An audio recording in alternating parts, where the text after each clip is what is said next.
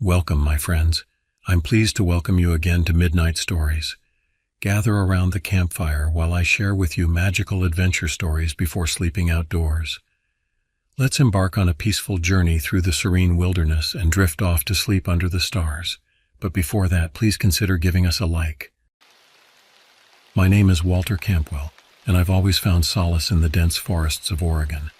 At 45, I'm no stranger to solitude, having embraced it fully since my divorce 3 years ago. My cabin, a quaint wooden structure nestled among towering pines, has become my sanctuary. As I pulled up to the cabin on a crisp autumn afternoon, the familiar scent of pine and damp earth greeted me. The surrounding woods were alive with the rustle of leaves and distant bird calls. I breathed deeply, feeling the tension of city life melting away. Inside, I unpacked my gear, settling into the familiar routine. The cabin's interior was simple but comfortable: a small kitchen, a living area with a stone fireplace, and a loft bedroom accessible by a narrow staircase. As I stocked the pantry, I couldn't shake a faint sense of unease. Perhaps it was the unusual stillness of the forest, or the way shadows seemed to linger in the corners of the room. That evening, I decided to unwind with some fishing at the nearby lake.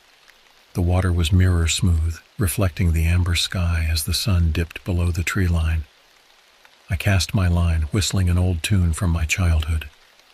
The peaceful moment was shattered when I spotted something drifting downstream, a torn, bloodied piece of fabric. My heart raced as I reeled it in for a closer look. It was unmistakably part of a shirt, stained dark with what could only be blood. Questions flooded my mind. Was someone hurt, or worse? I scanned the shoreline, but the encroaching darkness revealed nothing. Unsettled, I packed up my gear and hurried back to the cabin. The woods seemed different now, full of unseen threats. Every snapping twig and rustling leaf set my nerves on edge. By the time I reached the cabin, my imagination was running wild with possibilities, each more terrifying than the last. Unable to shake my unease, I decided to head into town for dinner at Katie's Bar and Grill. The warm glow of the tavern was a welcome sight after the oppressive darkness of the forest. Inside, the familiar faces of locals and the buzz of conversation helped calm my nerves. As I nursed a beer at the bar, I overheard snippets of conversation about recent disappearances in the area. My blood ran cold when I caught the name Hank Burrow, a fellow cabin owner whose property wasn't far from mine. Mila Donahue, the tavern's owner, must have noticed my reaction. She approached, her weathered face etched with concern. "You all right there, Walter? You're looking a bit pale."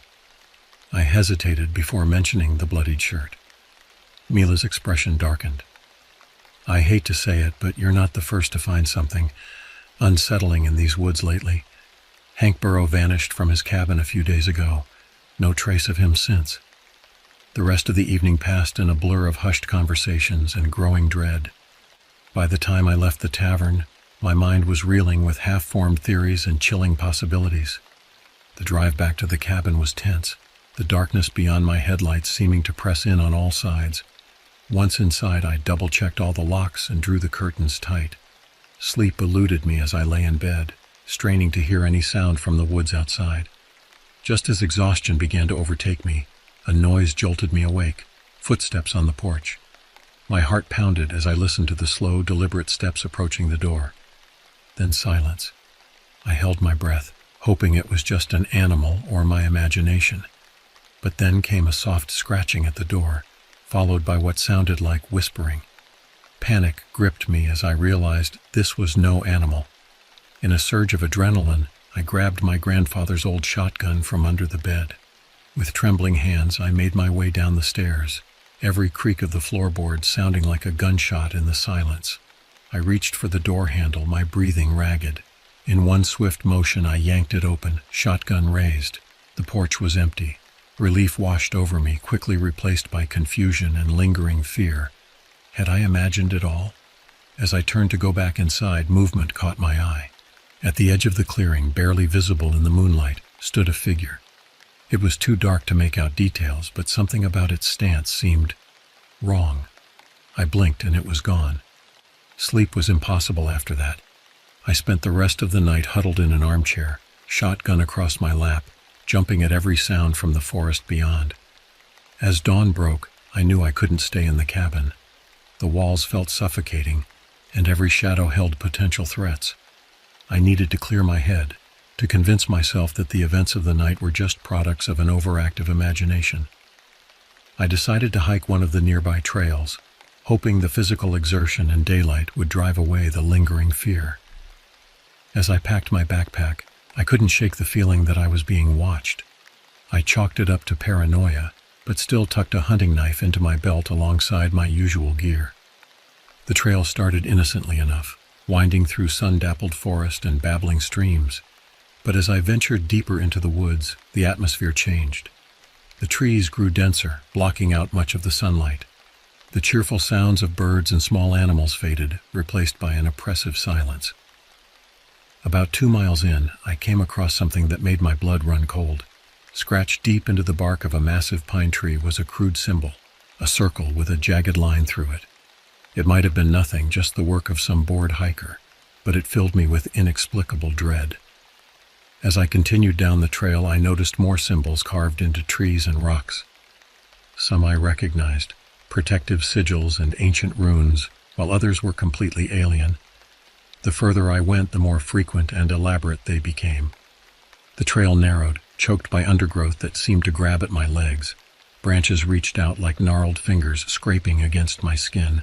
I couldn't shake the feeling that the forest itself was trying to impede my progress. Then I saw it, a clearing up ahead. As I approached, my heart nearly stopped.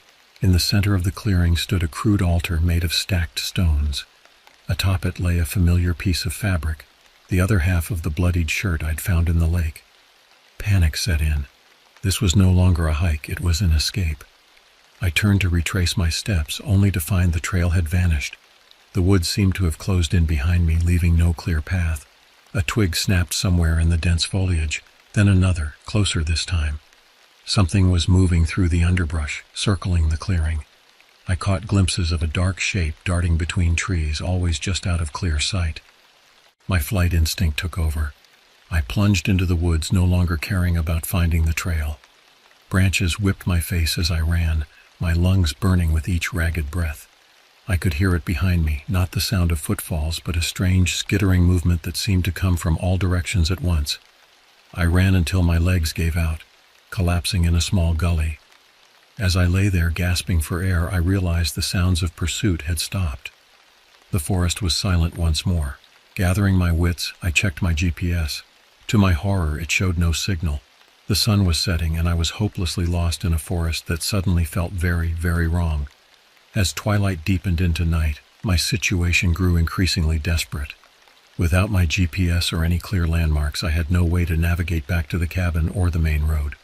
The forest seemed to shift around me, landmarks disappearing or changing position when I looked away. I tried to remain calm, reminding myself of wilderness survival techniques. Find water, locate shelter, wait for daylight. But as I stumbled through the underbrush, my flashlight beam cutting through the darkness, rational thought became harder to maintain. Shadows danced at the edge of my vision. More than once I whirled around, certain I'd seen a figure standing just beyond the light's reach. But each time there was nothing there, just more trees and impenetrable darkness. The sounds of the forest took on a menacing quality. What once might have been the innocent rustle of leaves now sounded like whispered conversations in an unknown language. Distant animal calls morphed into something that sounded disturbingly like human screams. As exhaustion and fear took their toll, my mind began to play tricks on me. I saw faces in the gnarled bark of trees, their expressions twisted in agony. Roots seemed to reach out to trip me, and more than once I found myself tangled in vines that hadn't been there a moment before. Hours passed, each one stretching into an eternity of paranoia and growing terror.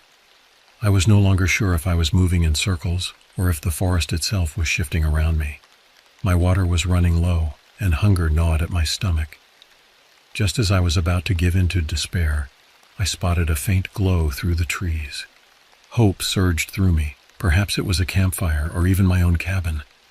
I pushed forward, ignoring the scratches from thorny bushes and the ache in my muscles. As I drew closer, the source of the light became clear. It was a small clearing, illuminated by an eerie, pulsing glow that seemed to emanate from the ground itself. In the center stood a circle of standing stones, each one carved with the same strange symbols I'd seen earlier on the trail. Part of me knew I should turn back, that nothing good could come from this place. But exhaustion and curiosity overrode my better judgment. I stepped into the clearing, the unnatural light casting long, writhing shadows. That's when I saw it, a figure standing motionless on the far side of the stone circle. Relief flooded through me at the sight of another person, quickly replaced by dawning horror as I took in its appearance. It was vaguely humanoid, but wrong in ways my mind struggled to process. Its limbs were too long, joints bending at impossible angles. Its skin, if you could call it that, seemed to shift and ripple like oil on water. But it was the face that truly chilled me to my core. A featureless void, save for a wide, gaping maw filled with rows of needle-sharp teeth. For a moment that stretched into eternity, we stared at each other across the clearing. Then, with a sound like tearing flesh, its jaw unhinged, opening far wider than should be possible. From the depths of that monstrous throat came a scream that was equal parts animal and human, a sound of primal hunger and otherworldly malice. I ran, my legs pumped furiously as I tore through the underbrush, heedless of the branches that whipped at my face and arms. Behind me, I could hear the creature in pursuit, not the sound of footfalls, but a terrible skittering noise that seemed to come from all directions at once.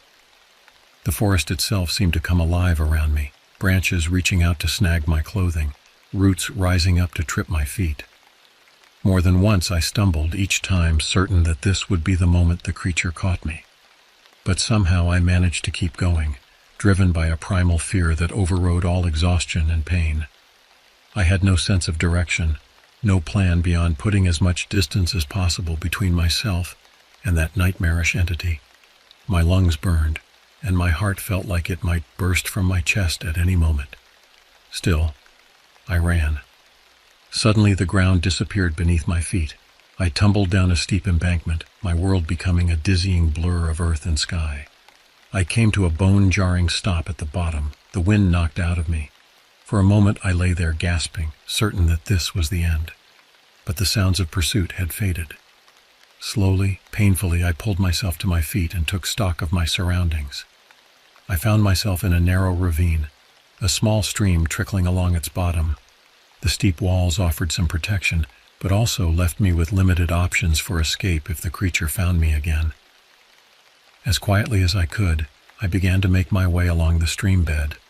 The water was frigid, numbing my feet and ankles, but I barely noticed. Every sense was on high alert, straining for any sign of the monster. Hours passed, or maybe it was minutes. Time had lost all meaning in this nightmare. The ravine twisted and turned, sometimes narrowing to the point where I had to squeeze through sideways, other times opening up into small, mist-shrouded hollows. Just as I was beginning to hope I'd lost my pursuer, I heard it, that awful skittering noise echoing off the ravine walls. It was above me, moving along the edge of the cliff. I pressed myself against the damp stone, hardly daring to breathe. A shadow fell across the ravine as the creature passed overhead.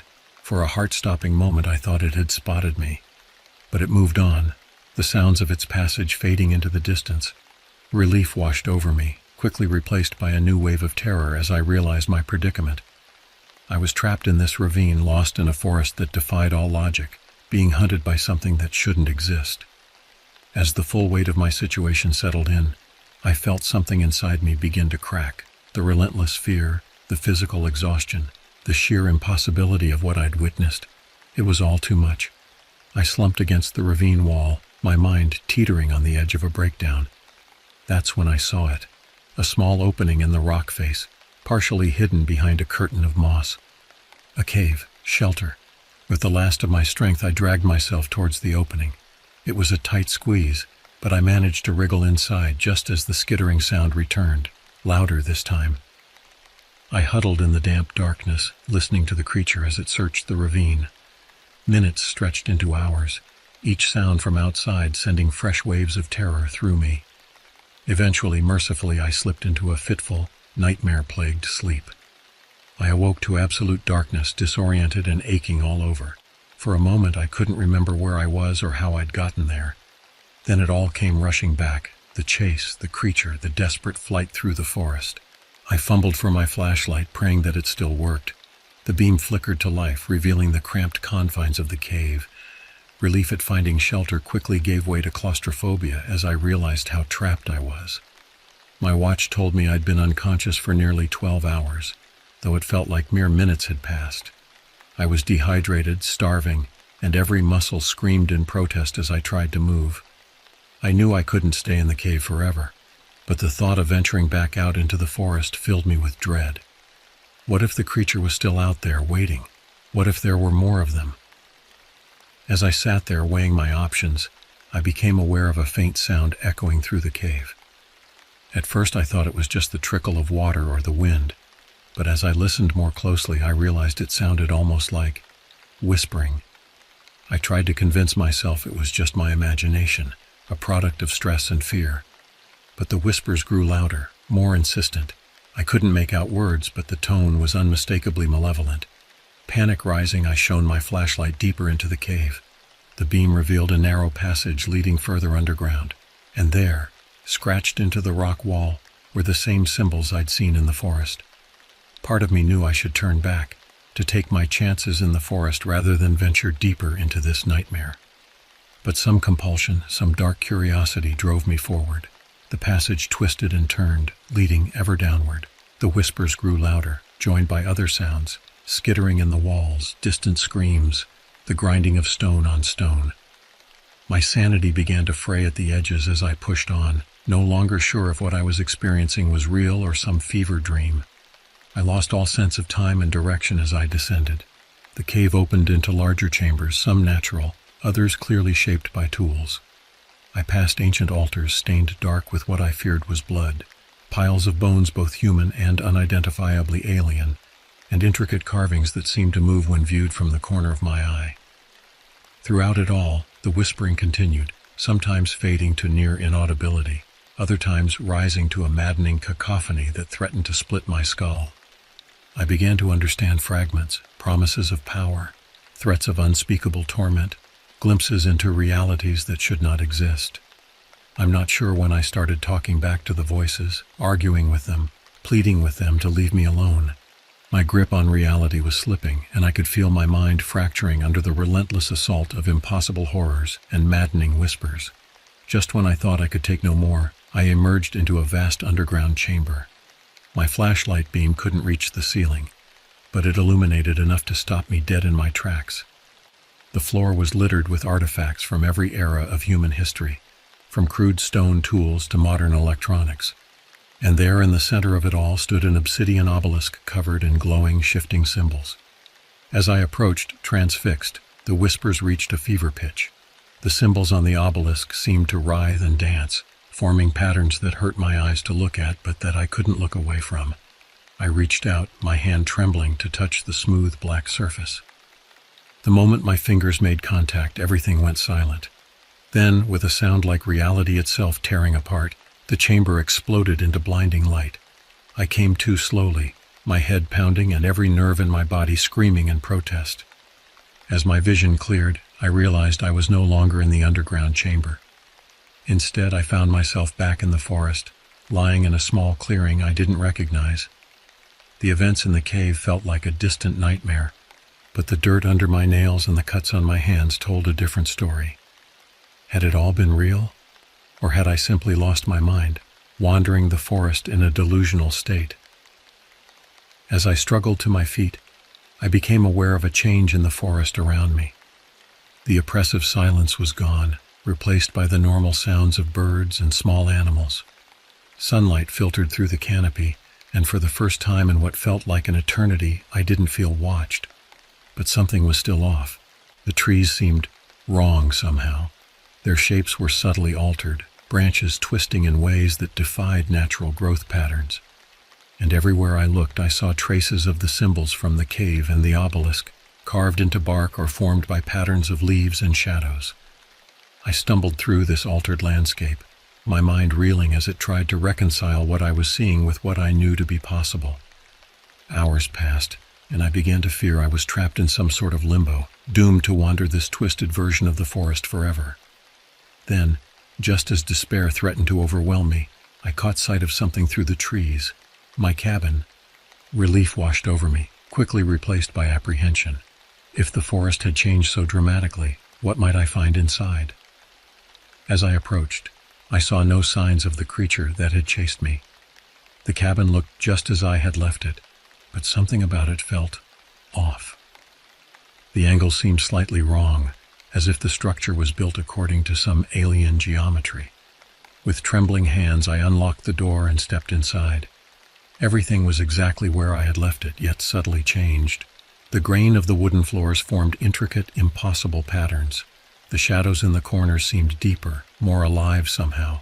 I sank into a chair, my mind struggling to process everything that had happened. As the adrenaline faded, exhaustion hit me like a physical force. Despite my fear, my eyes began to close. I awoke with a start, disoriented and panicked. Sunlight streamed through the windows, and for a moment everything seemed normal. Had it all been a nightmare? But as I looked closer, I saw the signs, the subtle wrongness in the shapes of everyday objects, the symbols hidden in the patterns of the wallpaper. And there, on the coffee table, lay a piece of the bloodied shirt that had started it all. I realized then that while I had escaped the immediate danger, I had been fundamentally changed by my experience. The world I had known was gone, replaced by something far stranger and more terrifying.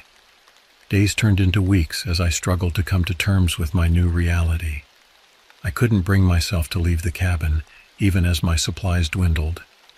The forest beyond my windows was both familiar and alien, and I couldn't shake the feeling that the creature was still out there, waiting. I tried to convince myself that what I had experienced was some sort of mental breakdown, a product of stress and isolation.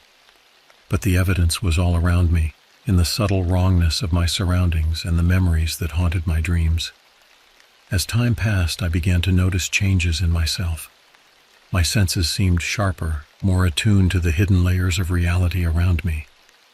I could see patterns and connections that I had never noticed before, and sometimes in the quiet of the night, I could almost understand the whispers that still echoed faintly in the back of my mind. I knew I couldn't stay in the cabin forever, but the thought of returning to the world beyond the forest filled me with dread. How could I explain what had happened to me? Who would believe me? It was Mila Donahue who finally broke through my self-imposed isolation. She showed up at my door one day, concern etched on her weathered face. "Walter," she said, "people have been worried about you. No one's seen you in weeks." I let her in, watching carefully to see if she noticed the changes in the cabin, but her eyes skimmed over the twisted geometries and hidden symbols without a hint of recognition. To her, everything looked normal. As we talked, I realized that no time had passed in the outside world. To everyone else, I had only been gone for a couple of days. My weeks of isolation, the nightmarish journey through the cave, it had all happened in the span of a single night. I couldn't bring myself to tell Mila the full story. Instead, I spun a tale of getting lost in the woods, of spending a terrifying night exposed to the elements before finding my way back. She seemed to accept this, though I caught her giving me odd looks when she thought I wasn't paying attention. In the days that followed, I forced myself to rejoin the world. I went into town, talked with the locals, even helped in the ongoing search for Hank Burrow. But everything felt hollow, disconnected. I was going through the motions of a life I no longer felt part of. The true horror of my situation began to sink in.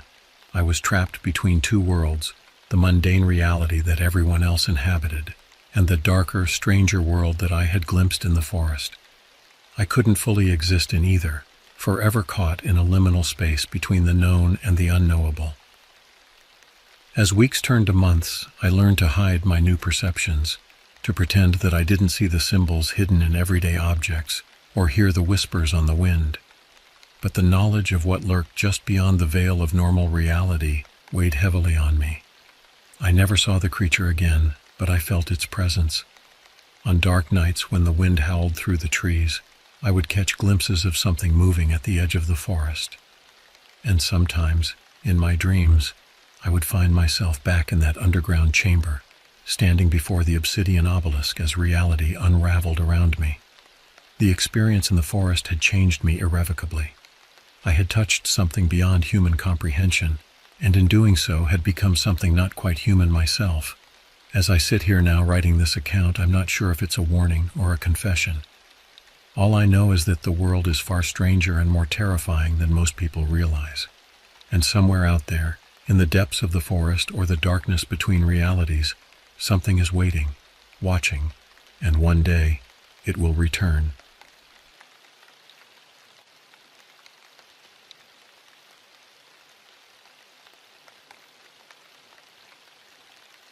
I sighed as I stretched my sore muscles, settling into the old but comfortable cabin. My name is Nolan Birchfield, and I'm a financial consultant who desperately needed an escape from the daily grind. This vacation was a necessity. The stress of work was taking its toll on me, and I craved the solace that the dense forests of Oregon could provide. The cabin itself had stood for decades, a weathered sentinel in the heart of the wilderness. Its rough-hewn logs and slightly sagging roof spoke of countless stories, of laughter shared around crackling fires and hushed conversations on starlit nights. But now, as the sun dipped below the tree line, casting long shadows across the clearing, the cabin seemed to hold its breath, as if aware of the horrors that were about to unfold. I had arrived earlier that afternoon, my SUV loaded with enough supplies to last me the week. The drive from Portland had been long but therapeutic, the cityscape gradually giving way to rolling hills, and then the majestic evergreens that this part of the state was known for. As I unpacked, I couldn't shake the feeling that I was being watched. More than once I caught myself peering into the dense undergrowth, searching for eyes that I knew weren't there. "Get a grip, Nolan," I muttered to myself, shaking my head. "This is exactly why you needed this break." Once settled, I decided to enjoy the fading light with a cup of coffee on the porch.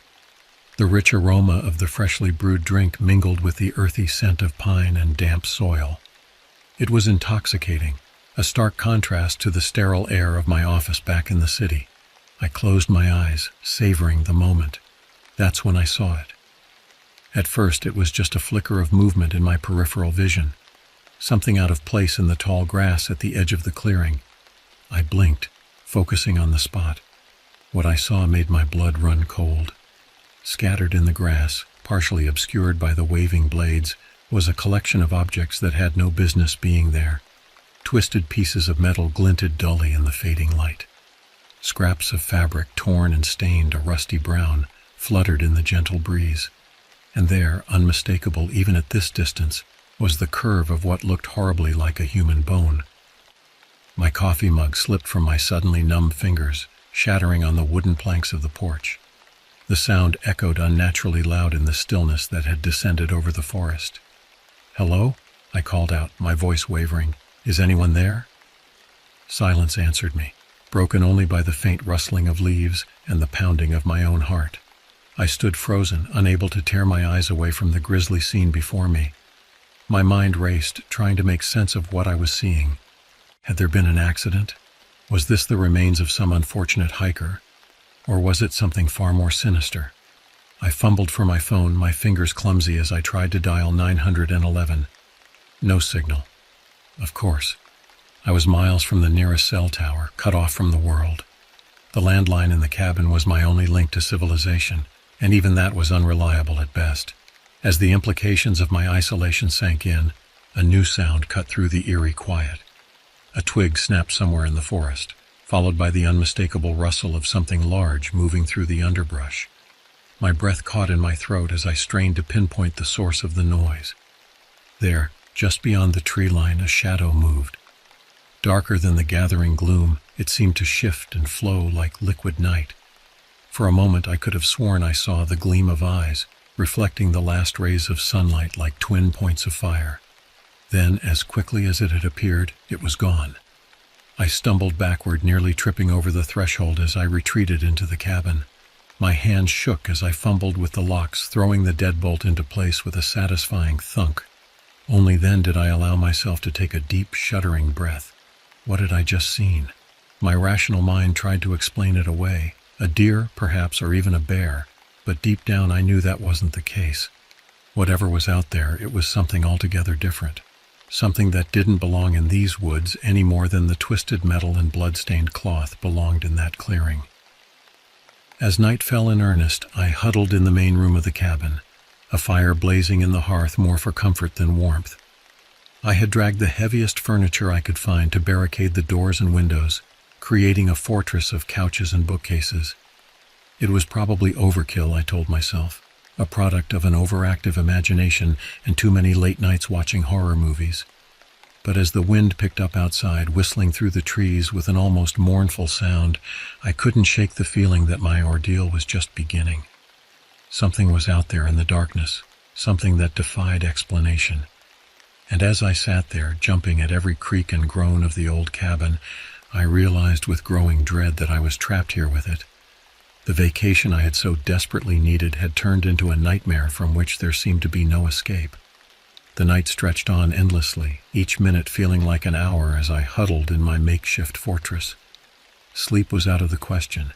Every time I closed my eyes, I saw that twisted metal and blood-stained cloth. And worse, I saw that shadow moving just beyond the tree line. As the first hints of dawn began to lighten the sky, I finally allowed myself to relax slightly. Surely whatever was out there wouldn't dare approach in the light of day. I chuckled nervously at my own paranoia. In the cold light of morning, last night's fears seemed almost silly. Almost. I cautiously made my way to the window, peering out at the clearing. The objects were still there, a grim reminder that not everything had been in my imagination. I needed to investigate, to understand what I was dealing with, but first I needed a plan. I spent the morning taking stock of my supplies and searching the cabin for anything that could be used as a weapon. An old hunting rifle hung above the fireplace, but a quick check revealed it was unloaded, and I found no ammunition. Still, it might serve as a deterrent if needed. By midday, I had worked up the courage to venture outside. Armed with the empty rifle and a large kitchen knife tucked into my belt, I stepped off the porch. The grass was damp with dew, soaking my shoes as I made my way to the scattered debris. Up close, the scene was even more disturbing. The metal fragments appeared to be parts of a backpack frame, twisted and bent as if subjected to immense force. The cloth was indeed stained with what could only be blood, and the bone. I swallowed hard. It was unmistakably human, part of a femur if my high school biology lessons served me correctly. As I crouched to examine the items more closely, a glint of something caught my eye. Half buried in the soft earth was a small notebook. I carefully extracted it, brushing off clumps of dirt. The cover was water-damaged and stained, but I could just make out a name, Dr. Evelyn Thorne. With trembling hands, I opened the notebook. Most of the pages were blank or illegible, the ink run and smeared. But a few entries were still readable. My eyes widened as I skimmed the contents.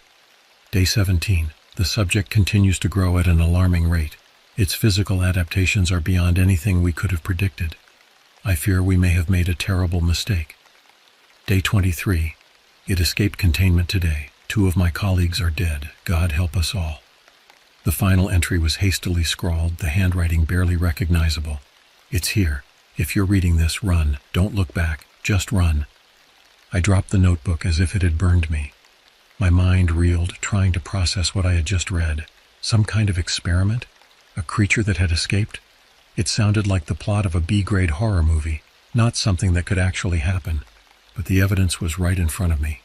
And somewhere out there in the forest, that thing was still alive. I needed to get out of here.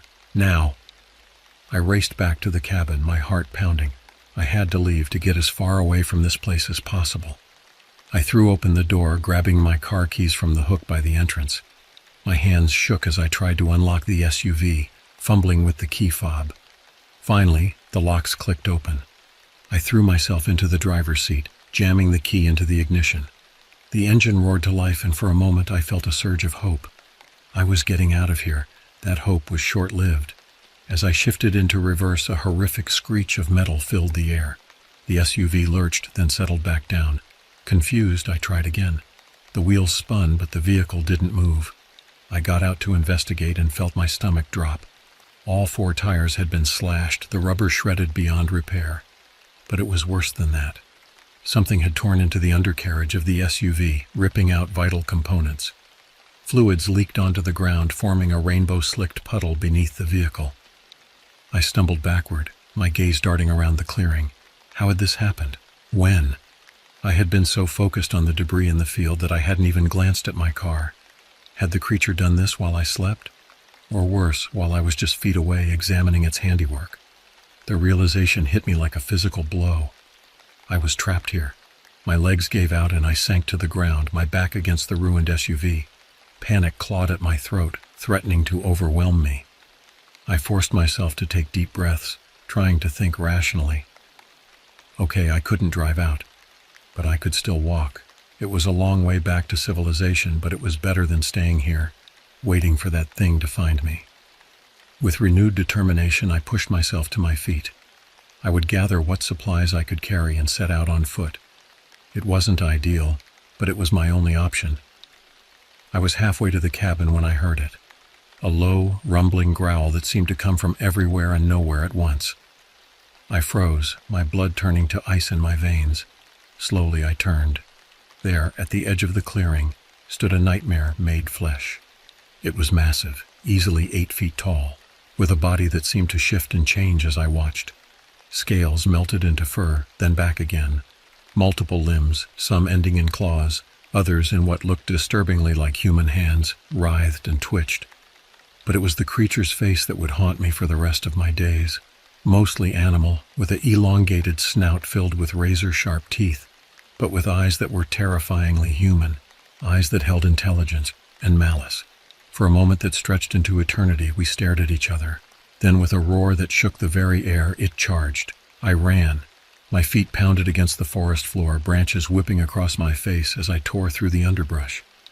Behind me, I could hear the creature crashing through the trees, its inhuman howls spurring me to run faster than I ever had before.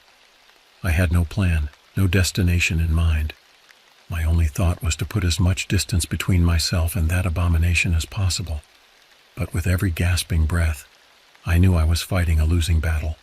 Whatever that thing was, it was built for this terrain in a way I could never hope to match. As I vaulted over a fallen log, my foot caught on a hidden root. I went down hard, the breath knocked from my lungs. For a moment I lay there, dazed and winded. The sound of the creature's approach jolted me back to reality. Scrambling to my feet, I looked around frantically for somewhere to hide. There, just ahead, was a narrow crevice and a rock face. Without thinking, I squeezed into the gap, pressing myself as far back as I could.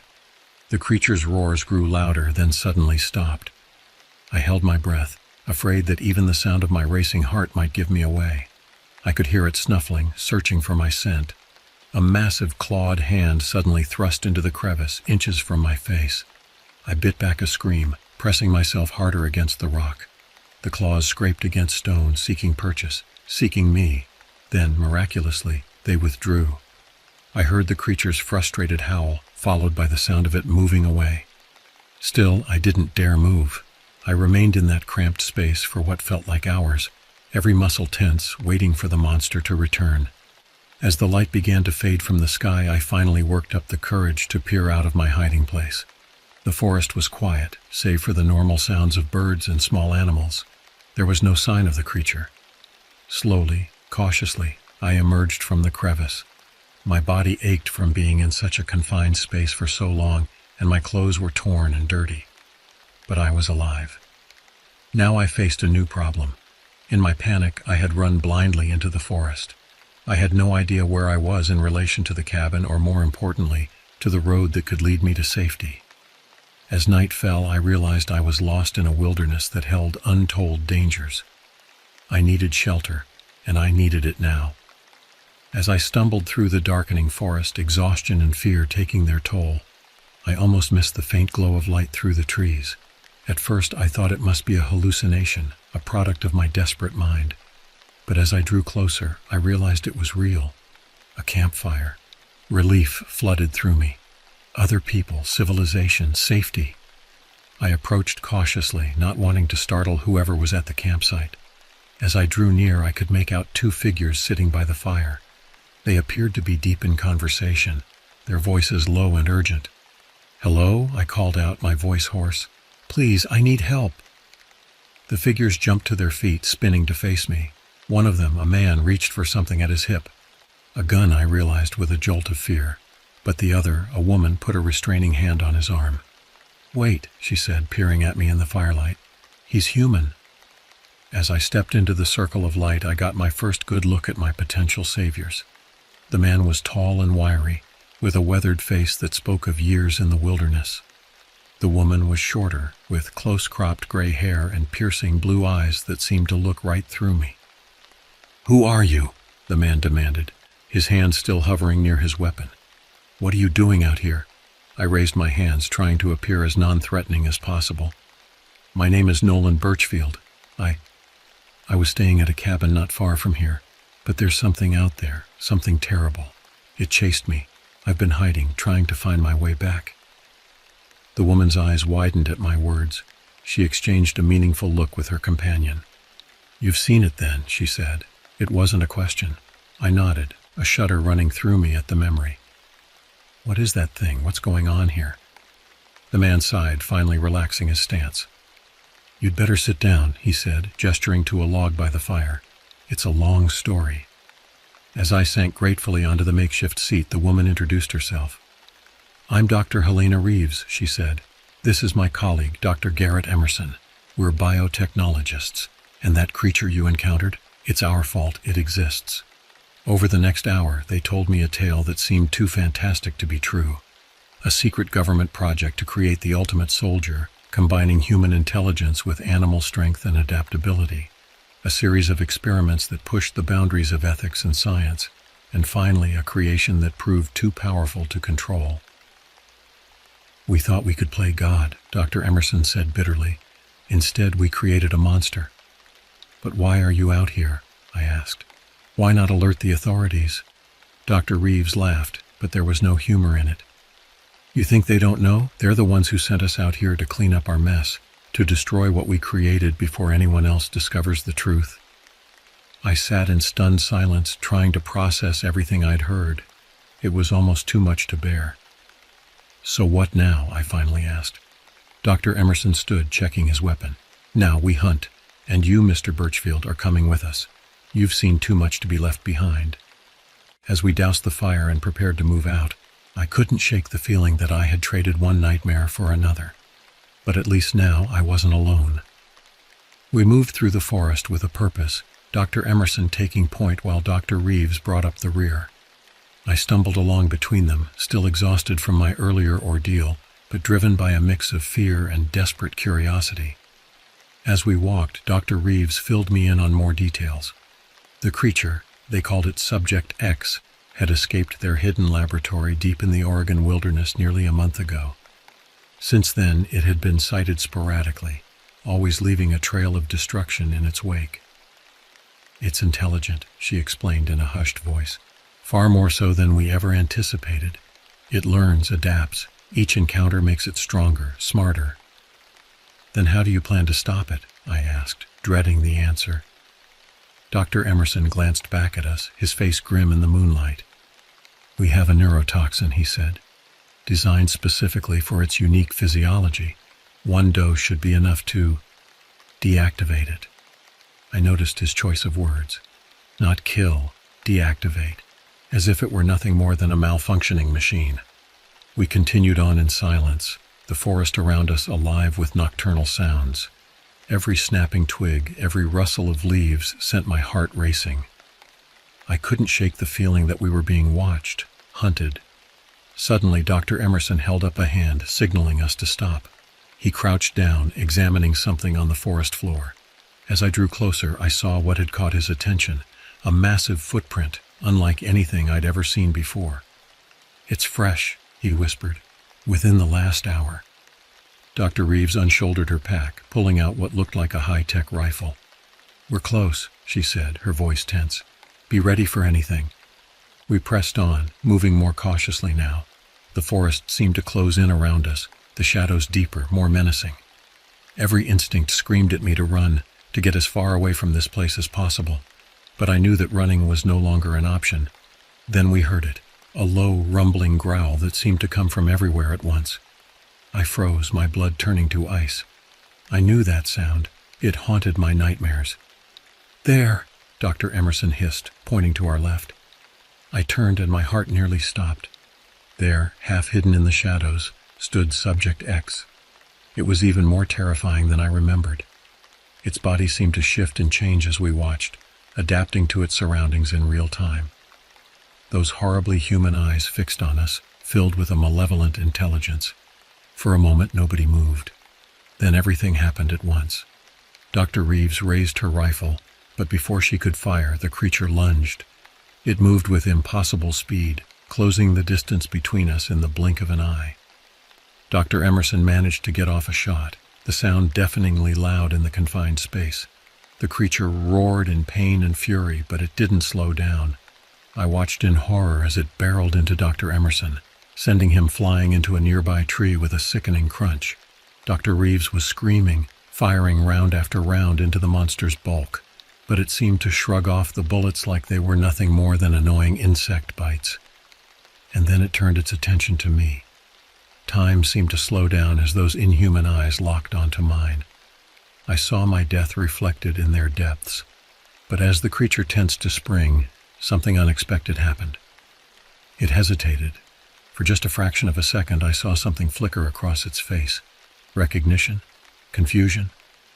Before I could process what I'd seen, Dr. Reeves tackled me from behind, sending us both tumbling down a steep embankment. We rolled and slid, branches and rocks tearing at our clothes and skin. When we finally came to a stop at the bottom, I was dazed and battered, but alive. Dr. Reeves pulled me to my feet, her face streaked with dirt and blood. "Run," she yelled, pushing me ahead of her. "Don't look back." And so we ran, crashing through the underbrush, the sounds of pursuit close behind.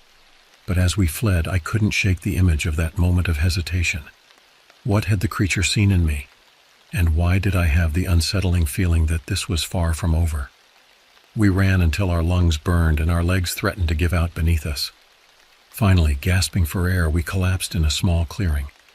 Dr. Reeves immediately began scanning our surroundings, her weapon at the ready. I think we lost it," she panted, though she didn't lower her guard. As the immediate danger passed, the reality of our situation crashed down upon me. "Dr. Emerson," I said, my voice barely above a whisper. "Is he?" Dr. Reeves' face hardened. "We can't go back for him, not now. Our priority has to be containing the subject." I stared at her, aghast at her cold calculation. A man had just died, her colleague, and she was talking about containing the subject? "How can you say that?" I demanded, anger temporarily overriding my fear. "He was your friend." Dr. Reeves's expression softened slightly. "Garrett knew the risks," she said quietly. "We all did. And he would be the first to say that stopping Subject X is more important than any one life." I shook my head, unable to comprehend the level of dedication or madness that would drive someone to think that way. But before I could argue further, Dr. Reeves held up a hand, silencing me. She was staring intently at something just beyond the clearing. "We need to move," she whispered urgently. "Now." As we crept through the underbrush, Dr. Reeves explained in hushed tones that she had spotted signs of an old structure nearby. It might offer shelter, or at least a defensible position. The structure turned out to be the ruins of an old ranger station, long abandoned and half reclaimed by the forest. The roof had partially collapsed, and vines crawled up the weathered walls. But it was solid enough to provide some protection. As we barricaded ourselves inside, using what little furniture remained to block the entrances, Dr. Reeves finally allowed herself to relax slightly. She sank to the floor, her back against a wall, and closed her eyes for a moment. "I suppose you have questions," she said without opening her eyes. I laughed bitterly. That's an understatement. Over the next hour, as we kept watch for any sign of the creature, Dr. Reeves filled in more of the blanks. The project had started with noble intentions, creating enhanced soldiers who could survive in the harshest conditions, adapt to any environment. But as often happens with such endeavors, ambition outpaced ethics. "We pushed too far," she admitted, "spliced too many incompatible genes. The result was unstable, physically powerful beyond our wildest dreams, but mentally." She trailed off, lost in thought. I pressed her. "Mentally what?" Dr. Reeves sighed. Imagine having the instincts of a dozen different predators warring in your mind, alongside human-level intelligence. It drove the early subjects mad. We thought we had solved that with Subject X, but... A noise outside made us both freeze. We held our breaths, listening intently. After a long moment of silence, Dr. Reeves continued, her voice even lower. "There's something else you need to know," she said, fixing me with an intense stare. "Something about you." My heart rate, which had just begun to slow, spiked again. "What do you mean?" "Your reaction to the creature earlier, the way it hesitated when it saw you, that wasn't random, Nolan. You're connected to this more than you know." As she spoke, fragmented memories began to surface. Memories I had long suppressed, a sterile lab, the sting of needles, voices discussing my potential. "No," I whispered, shaking my head in denial. "That's not possible. I'm just a financial consultant. I have a normal life, a normal past." Dr. Reeves reached out, gripping my arm. "Think, Nolan, really think. How did you end up at that cabin? Why that specific location?" I opened my mouth to explain about needing a vacation, about finding the rental listing online. But as I did, I realized I couldn't actually remember the details. It was all hazy, indistinct. "Oh God," I breathed, the implications hitting me like a physical blow. "What am I?" Before Dr. Reeves could answer, a thunderous crash shook the building. Subject X had found us. The walls of the old ranger station groaned under the assault. Dr. Reeves was on her feet in an instant, rifle aimed at the barricaded door. "Nolan," she said, her voice tight with tension, "I know this is a lot to process, but right now I need you focused. Whatever connection you have to Subject X, we might be able to use it." I nodded numbly, still reeling from the revelations. But she was right. We had more immediate concerns. With a splintering crack, the barricade gave way. The creature burst into the room, its massive form seeming to fill the entire space. Up close I could see the results of our earlier encounter. Patches of its hide were scorched and bloody where Dr. Reeves's bullets had found their mark. But if anything, the injuries only seemed to have enraged it further. Dr. Reeves opened fire, the sound deafening in the confined space. The creature roared in pain and fury, but the bullets seemed to do little more than annoy it. With frightening speed it lashed out, knocking the rifle from Dr. Reeves' hands and sending her flying across the room. And then it turned its attention to me. Time seemed to slow as those terrifyingly human eyes locked onto mine. But this time, instead of seeing my death reflected in their depths, I saw recognition. And something else, confusion, fear. Without conscious thought, I found myself speaking. "Stop," I said, my voice surprisingly steady. "You don't have to do this." To my amazement, the creature hesitated. Its constantly shifting form seemed to stabilize slightly, taking on a more humanoid appearance. "That's it," I continued, taking a cautious step forward. "You remember me, don't you? From before. From the lab." A series of images flashed through my mind. Sterile rooms, banks of equipment, faces peering down at me through observation windows. But they weren't just my memories. Somehow, I was seeing through the creature's eyes as well. "We're the same, you and I said softly. "Products of their experiments. But we don't have to be what they made us." The creature made a sound, not quite a roar, not quite speech. But I understood it nonetheless. Pain, confusion, rage at what had been done to it. "I know," I said. "I know what they did was wrong, but this," I gestured at the destruction around us, "this isn't the answer. We can find another way." For a long moment, the creature stood motionless, its gaze never leaving mine. I could feel the conflict raging within it, the battle between its human intelligence and its more primal instincts. Then slowly, it began to change. The extra limbs retracted, the scales and fur melting away. Within moments, a man stood before me, gaunt, scarred, but undeniably human. "Help!" he croaked, his voice rusty from disuse. "Please!" I rushed forward to support him as his legs gave out. As I did, I heard movement behind me. Dr. Reeves was on her feet, the rifle once again in her hands. "Step away from it, Nolan," she ordered. "It's too dangerous. We need to end this now." I positioned myself between her and the man who had been Subject X. "No," I said firmly. "No more violence, no more experiments. This ends here, but not like that." Dr. Reeves hesitated, conflict clear on her face. Finally, she lowered the rifle. "What do you suggest we do?" I looked down at the man in my arms, then back at Dr. Reeves. "We tell the truth, all of it, to everyone. No more secrets, no more cover-ups. It's the only way to make sure nothing like this ever happens again." As the first rays of dawn began to filter through the trees, illuminating the destroyed ranger station, I realized that this was just the beginning. There would be questions, investigations, probably trials. The road ahead would be long and difficult. But as I helped the former Subject X to his feet, supporting him as we made our way out of the ruins and into the light, I felt something I hadn't experienced in a long time: hope. The nightmare in the woods was over. Now it was time to wake up and face reality, no matter how harsh it might be. In the months that followed, the full story of the secret government project came to light. There were hearings, resignations, and a complete overhaul of ethical guidelines for scientific research. Dr. Reeves testified extensively, accepting her share of responsibility for what had happened. As for me, I learned the full extent of my own involvement in the project. Like Subject X, I had been genetically modified, but my alterations had been more subtle: enhanced intelligence, improved physical capabilities, but nothing as extreme as what had been done to him. The man who had been Subject X, we learned his original name was Ethan, underwent extensive rehabilitation. It was a long, difficult process, but slowly he regained his humanity. I visited him often, our shared experiences creating a bond that went beyond friendship. As for the woods where it all happened, they were cordoned off, declared a restricted area. But sometimes on quiet nights I find myself drawn back there.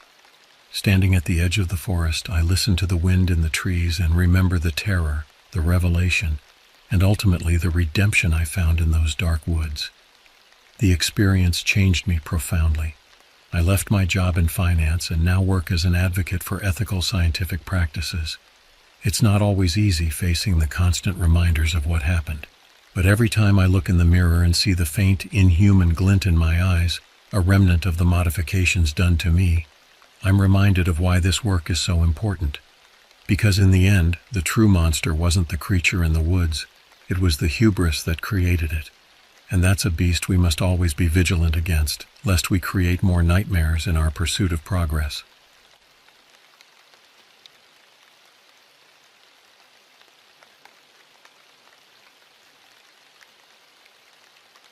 The crunch of gravel under my tires faded to silence as I pulled into the small clearing that would be my home for the next few weeks. I killed the engine and sat for a moment, letting the quiet of the forest wash over me. The contrast with the constant noise of the city was stark, almost unsettling in its completeness. I stepped out of my car, stretching my legs after the long drive. The air was crisp and carried the scent of pine and damp earth. I took a deep breath, feeling some of the tension from the past few months start to ebb away. This was why I had come here, to escape, to reset, to find some peace in the solitude of nature. The cabin stood before me, a simple wooden structure that seemed to blend seamlessly into the surrounding forest. It was smaller than I had expected, with a weathered exterior that spoke of years exposed to the elements. A narrow porch ran along the front, complete with a pair of rocking chairs that looked inviting despite their worn appearance. As I approached, key in hand, I couldn't shake a nagging feeling of unease. It was probably just nerves, I told myself. After all, I'd never done anything like this before, packing up and leaving everything behind for a solo trip into the wilderness. But I needed this. The pressure of my job, the constant demands of city life, the lingering effects of my recent breakup. It had all become too much. The door creaked as I pushed it open, revealing a simple interior that matched the cabin's rustic exterior. A small living area occupied most of the space, with a kitchenette tucked into one corner and a door leading to what I assumed was the bedroom. The furniture was sparse but functional: a worn couch, a small dining table with 2 chairs, and a stone fireplace that dominated one wall. I set my bags down and began to explore my temporary home. The bedroom was little more than a closet with a bed, but it looked comfortable enough. The bathroom was basic but clean. As I moved through the space, I felt a mix of excitement and apprehension. This was really happening. I was really here, alone in the woods, miles from the nearest town. As the sun began to set, I busied myself with unpacking and settling in. I stocked the small refrigerator with the supplies I'd brought, made up the bed with fresh sheets, and arranged my clothes in the tiny closet. The simple tasks helped to ground me, to make this unfamiliar place feel a bit more like home. With everything in its place, I decided to step outside and watch the sunset. The porch creaked under my feet as I settled into one of the rocking chairs. The forest stretched out before me, a sea of green slowly fading to shadow as the light dimmed. In the distance, I could hear the call of birds settling in for the night, and the rustle of small animals in the underbrush. As darkness fell, the sounds of the forest seemed to intensify. Every crack of a twig, every rustle of leaves, seemed to echo in the stillness. I found myself straining to identify each noise, my imagination conjuring images of what might be out there in the dark. A sudden sharp cry pierced the night, causing me to jump in my seat. My heart raced as I peered into the darkness, trying to locate the source of the sound. It came again, closer this time, a high, keening wail that sent a shiver down my spine. Was it an animal, a bird, or something else? I stood up quickly, suddenly very aware of how exposed I felt on the porch. The woods that had seemed so peaceful just moments ago now loomed menacingly. Every shadow seemed to hide potential threats, and the darkness between the trees felt almost solid, as if it could reach out and grab me at any moment. With shaking hands, I fumbled for the door handle and practically fell into the cabin. I slammed the door behind me and threw the lock, leaning against it as I tried to catch my breath. The rational part of my mind knew I was overreacting. It was probably just some animal, nothing to be afraid of. But another part of me, a more primal part, was screaming danger. As I moved away from the door, I noticed my hands were trembling. I laughed nervously, trying to shake off the fear. This was ridiculous. I had come here for peace and quiet, not to jump at shadows. I was letting my imagination run wild, that was all. I busied myself with making a cup of tea, the familiar routine helping to calm my nerves. As the kettle boiled, I looked out the small kitchen window into the darkness. The forest was still there, silent and impenetrable. But now, instead of feeling peaceful, it felt like it was watching me, waiting. I shook my head, trying to dispel the unsettling thoughts. It was just first-night jitters, I told myself. I'd feel better in the morning, when the sun was up and I could see clearly. But as I sipped my tea and prepared for bed, I couldn't shake the feeling that coming here might have been a mistake. As I lay in bed that night, listening to the unfamiliar creaks and groans of the cabin settling, I found myself longing for the comforting noise of the city. The silence here wasn't peaceful, it was oppressive, filled with potential threats. Every sound made me tense, wondering what might be out there in the dark. Sleep, when it finally came, was fitful and filled with unsettling dreams. I tossed and turned, plagued by visions of shadowy figures moving just beyond my sight, of something large and menacing stalking through the trees. And through it all, that strange, haunting cry echoed in my mind, a promise of terrors yet to come. The next morning, I awoke to sunlight streaming through the small bedroom window. For a moment, I felt disoriented, the unfamiliar surroundings jarring after years of waking up in my city apartment. Then the events of the previous night came rushing back, and I felt a twinge of embarrassment at how I'd let my imagination run wild. I got up and made my way to the kitchen, desperate for coffee. As I waited for the ancient percolator to do its job, I gazed out the window. In the light of day, the forest looked far less threatening. The trees swayed gently in the morning breeze, and I could hear birds chirping cheerfully. With a steaming mug in hand, I stepped out onto the porch. The air was crisp and clean, carrying the scent of pine and damp earth. I took a deep breath, feeling some of the tension from the night before start to dissipate. As I sipped my coffee, I noticed movement at the edge of the clearing. A woman emerged from the trees carrying a bucket. She spotted me and waved, changing course to head towards my cabin. "Good morning," she called as she approached. "You must be the new arrival. I'm Mildred Keckley, your nearest neighbor."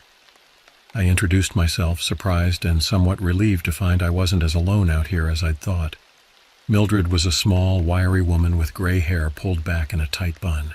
She had a weathered face that spoke of years spent outdoors, but her eyes were sharp and alert. "I was just heading to the stream to fetch some water," she explained, gesturing with her bucket. "Care to join me? I can show you around a bit." Grateful for the company and the chance to explore, I agreed. As we walked, Mildred filled me in on the area. "There were a handful of cabins scattered through these woods," she explained, "mostly occupied by people like us who were looking to escape the chaos of modern life." "It's peaceful out here," she said, her voice taking on a wistful tone. "At least it used to be." I glanced at her, catching a flicker of something, worry, fear, across her face. But before I could ask, we arrived at the stream. The water burbled cheerfully over smooth stones, clear and inviting. As we filled our containers, Mildred and I chatted about our reasons for coming to the woods. Like me, she had been seeking an escape from the pressures of city life. As we headed back, Mildred's demeanor changed. She glanced around nervously, lowering her voice. "I saw some disturbing news lately," she admitted. "A woman in town went missing after visiting her family's cabin here." A chill ran down my spine, my mind flashing back to the strange noises I'd heard the night before. "That's unsettling," I managed to say, trying to keep my voice steady. Mildred nodded gravely. "Just be careful out here, okay? The woods can be dangerous if you're not prepared." We parted ways at my cabin, and I spent the rest of the day trying to shake off the unease her words had stirred up. I busied myself with small tasks around the cabin, but my mind kept wandering back to the missing woman and the strange sounds in the night. That evening, as I sat on the porch watching the sunset, I heard the sound of footsteps approaching. A man emerged from the trees, his arms full of firewood. "Evening," he called out gruffly. "Thought you might need some of this. Nights can get cold out here." He introduced himself as Duncan Whitcomb, another neighbor. As he stacked the wood neatly against the cabin wall, I found myself sharing what Mildred had told me about the missing woman.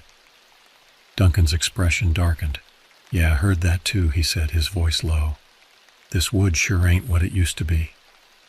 As he left, I couldn't shake the feeling that both he and Mildred knew more than they were letting on. The wood suddenly felt oppressive again, the gathering darkness hiding untold dangers. That night, as I lay in bed listening to the wind whisper through the trees, I couldn't help but wonder what I had gotten myself into. Days passed, and I slowly began to settle into a routine. The initial fear and unease gradually faded, replaced by a growing appreciation for the quiet beauty of the forest.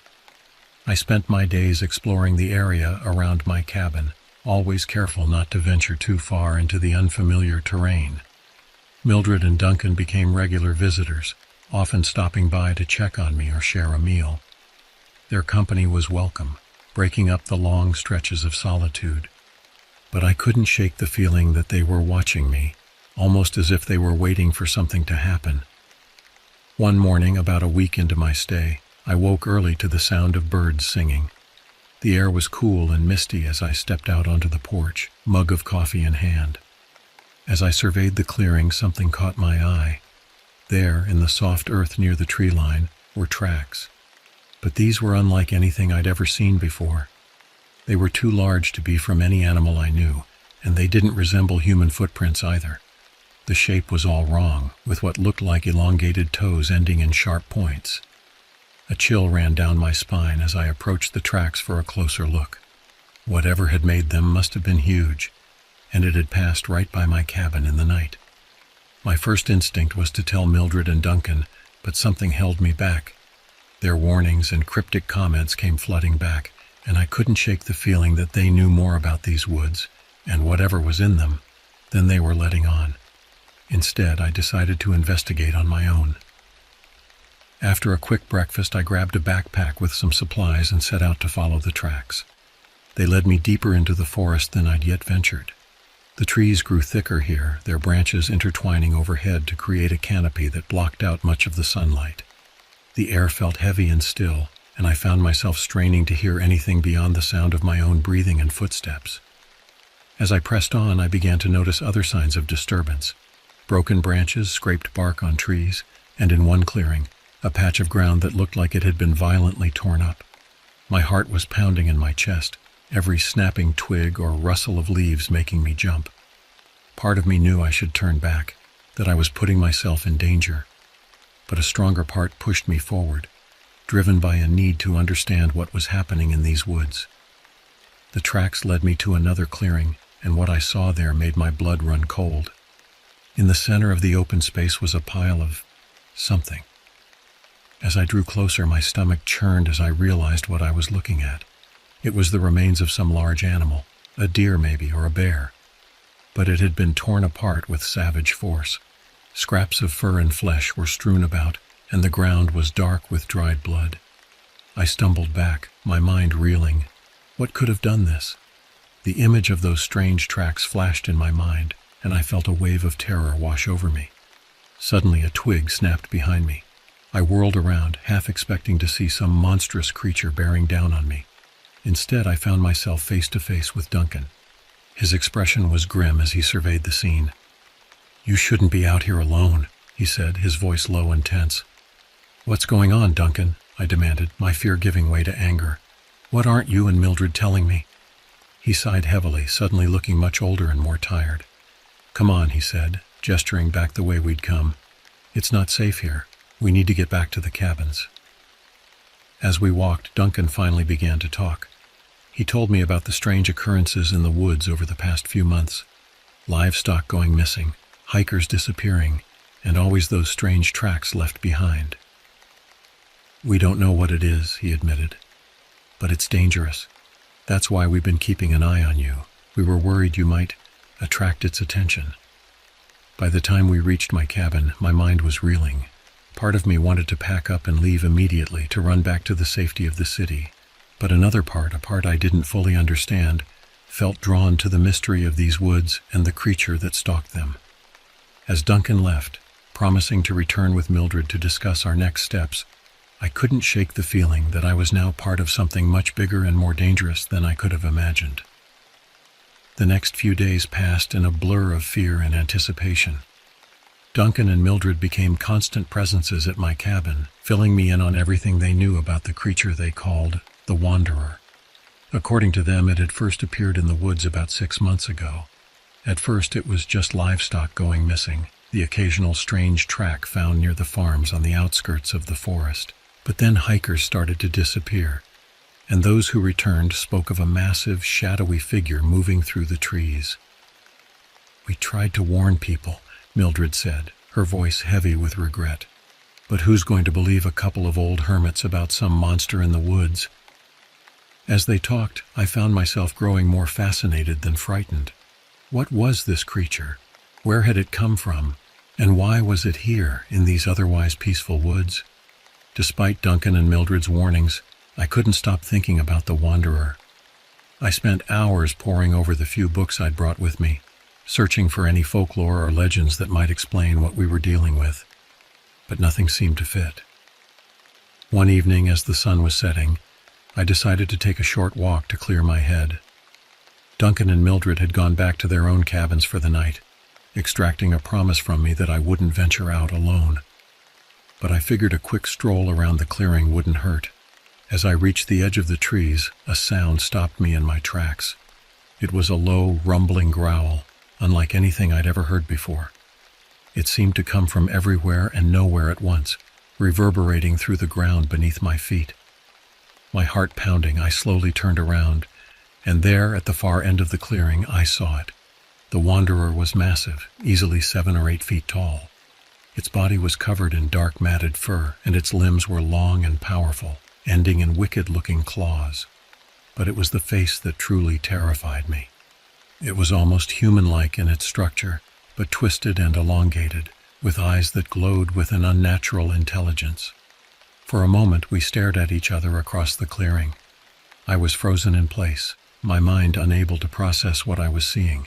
The Wanderer tilted its head almost curiously, and then it let out another of those bone-shaking growls. That sound broke my paralysis. I turned and ran faster than I'd ever run in my life. I could hear it behind me, its heavy footfalls shaking the ground.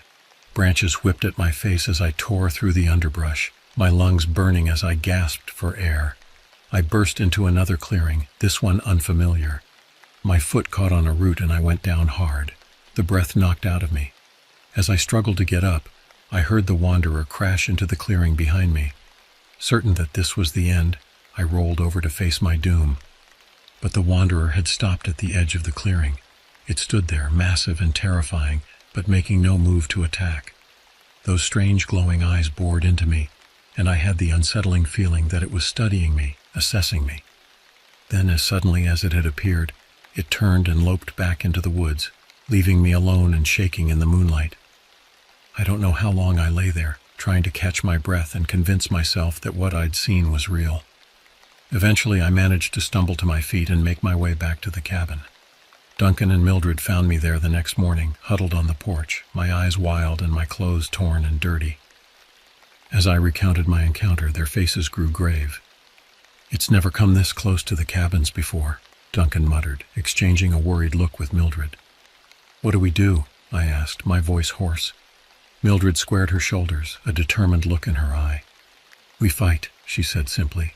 "We can't let this thing terrorize us anymore. It's time we took a stand."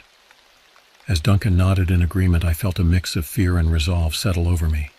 Whatever the Wanderer was, whatever its purpose here, we couldn't allow it to continue its reign of terror. One way or another, this had to end. The days that followed were a flurry of activity. Word spread quickly through the scattered community of cabin dwellers, and soon our small group of 3 had grown into a determined band of hunters. John Mercer, a grizzled ex-military man who lived on the far side of the woods, took charge of our preparations. He'd been tracking the Wanderer for months, he told us, building up a picture of its habits and movements. "It's smart," he warned us as we gathered in my cabin to plan. "Smarter than any animal I've ever tracked, and strong. We're going to need every advantage we can get." We spent days gathering supplies, fashioning makeshift weapons, and setting up a network of traps throughout the woods. All the while, I couldn't shake the memory of those glowing eyes, that sense of being studied and evaluated. As we worked, more stories came to light. Liam Conroy, a young man who'd come to the woods to write his novel, spoke of hearing strange whispers in the night, voices that seemed to come from inside his own head. Eleanor Vance, an elderly woman who'd lived in these woods for decades, told us of seeing strange lights moving through the trees, always just out of reach. Each story added to the mystery and to our determination to put an end to it. But as our preparations neared completion, doubts began to creep in. Were we really ready to face this thing? Could we hope to defeat a creature that seemed to defy the laws of nature? The night before we were set to begin our hunt, I found myself unable to sleep. I stepped out onto the porch, the cool night air doing little to calm my nerves. As I stared out into the darkness, I heard footsteps approaching. It was Duncan, his face etched with worry in the pale moonlight. "Can't sleep either, huh?" he asked, settling into the chair next to me. I shook my head. "I keep thinking about what we're about to do. Duncan, what if we're making a mistake? What if we're not ready for this?" He was quiet for a long moment, his eyes fixed on the tree line. "Maybe we're not," he finally said. "But what choice do we have? We can't live like this anymore, always looking over our shoulders, wondering when it's going to strike next." I nodded, understanding but not entirely comforted. "I just can't shake the feeling that there's more to this Wanderer than we understand. When I saw it in the clearing, it didn't attack me, it just watched." Duncan turned to look at me, his expression unreadable. "Maybe that's what scares me the most," he said softly. "The idea that it might be more than just some animal, that it might have a purpose we can't comprehend." We sat in silence after that, each lost in our own thoughts as the night deepened around us. Eventually Duncan stood to leave, pausing at the steps. "Whatever happens tomorrow," he said, "I'm glad you're with us. We're stronger together." As he disappeared into the darkness, I felt a resolve settle over me. Duncan was right. Whatever the Wanderer was, whatever its purpose, we couldn't continue living in fear. Tomorrow, one way or another, it would end. I spent the rest of the night preparing myself, both mentally and physically. As the first light of dawn began to creep over the trees, I stepped out onto the porch once more. The forest was quiet, as if holding its breath in anticipation of what was to come. "I'm ready," I whispered to the woods, to the Wanderer, to myself. And as the others began to gather, their faces set with determination, I knew that whatever happened, we would face it together. The morning air was crisp and heavy with tension as our group assembled at the edge of the clearing. John Mercer stood at the front, his weathered face set in grim determination as he went over the plan one final time. "Remember," he said, his voice low and intense, "we stick together. No heroics, no lone wolf stunts. This thing is dangerous, and it knows these woods better than any of us." We nodded, the weight of what we were about to do settling over us like a shroud. I looked around at the faces of my companions. Duncan's stoic resolve, Mildred's quiet determination, Liam's nervous energy, Eleanor's weathered courage. We were an unlikely group of hunters, but we were united in our purpose. As we moved into the forest, the familiar sounds of birds and small animals fell away, replaced by an eerie silence. It was as if the woods themselves were holding their breath, waiting to see what would unfold. John led us deeper into the forest, following a trail that only he seemed able to see. Broken twigs, displaced leaves, the occasional tuft of dark fur caught on a branch, all signs of the wanderer's passage that would have been invisible to my untrained eye. Hours passed, the tension ratcheting up with each step. The forest grew denser, the light dimming as the canopy closed in overhead. More than once I caught movement out of the corner of my eye, only to turn and find nothing there. As we paused to rest and check our bearings, Liam sidled up to me, his face pale and drawn. "Do you feel it?" he whispered, his eyes darting nervously around the clearing. "It's like we're being watched." I nodded, understanding exactly what he meant. There was a prickling sensation at the back of my neck, a constant feeling of unseen eyes following our every move. Whether it was paranoia or something more, I couldn't say. Suddenly, a blood-curdling scream shattered the silence. We all whirled towards the sound, weapons at the ready. It had come from the direction we'd been heading, not too far ahead. "Move!" John barked, and we surged forward as one. We burst into another clearing and stopped short, horror freezing us in place. Before us lay a scene of carnage that defied belief. The ground was torn up, trees splintered and broken as if some massive force had ripped through the area, and in the center of it all— "Oh God," Mildred gasped, turning away. It was the remains of an animal, a deer maybe, or something larger, but it had been torn apart with savage force, its limbs scattered across the clearing. The ground was dark with blood, the metallic scent heavy in the air. As we stood there trying to process what we were seeing, a low growl rumbled through the clearing. It seemed to come from everywhere at once, vibrating in our chests and setting our nerves on edge. "It's here," John said, his voice barely above a whisper. "Get ready." We formed a tight circle, backs to each other, scanning the tree line for any sign of movement. The growling grew louder, closer, and then it burst from the underbrush with explosive force, a dark blur of fur and claws and glowing eyes. In that moment, seeing it in the flesh, I understood why no description could do it justice. The Wanderer was more than just a creature. It was a force of nature, primal and terrifying in its power. What followed was chaos. Gunshots rang out, mixing with screams and the Wanderer's earth-shaking roars. I fired my own weapon, the recoil jarring my arms, but it seemed to have little effect on the beast. It moved with impossible speed for something so large, lashing out with claws that could rend flesh from bone. I saw Liam go down, blood spraying from a gash across his chest. Eleanor was next, swatted aside like a rag doll by one massive paw. "Fall back," John yelled, trying to restore some order to our scattered group. "Regroup at the ridge." As we retreated, the Wanderer let out a howl that shook the very ground beneath our feet. It was a sound of triumph, of primal fury, and it chilled me to my very core. We ran, crashing through the underbrush with no thought for stealth or direction. All that mattered was putting distance between us and that thing. Behind us we could hear it pursuing, its heavy footfalls shaking the earth. By some miracle we made it to the ridge John had mentioned. It was a natural defensive position with steep drops on three sides and a narrow approach that we could hopefully defend. As we caught our breath, I looked around at our battered group. Liam was being tended to by Mildred, his face pale with blood loss. Eleanor was conscious but dazed, a nasty bruise forming on her temple. Duncan stood at the edge of the ridge, rifle ready, scanning the forest below.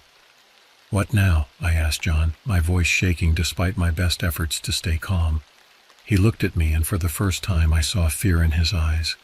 "Now," he said grimly, "we hope we can hold out until dawn, and pray that thing doesn't find us before then." As night fell, bringing with it a darkness deeper than any I'd ever known, we settled in for a long, terrifying wait. The sounds of the forest had returned, but they were different now, furtive, afraid, as if every creature for miles around knew that a predator unlike any other was on the prowl. And somewhere out there in the darkness, the wanderer waited, biding its time. Darkness fell like a shroud over our little group on the ridge. The air grew colder, and a mist began to rise from the forest floor, curling around the trees like ghostly fingers. We huddled close, both for warmth and for the small comfort of human contact in the face of the unknown horror that stalked us. John organized us into watch shifts, making sure there were always eyes on every approach to our position. I found myself paired with Duncan for the first watch, peering into the impenetrable darkness beyond the small circle of light cast by our lantern.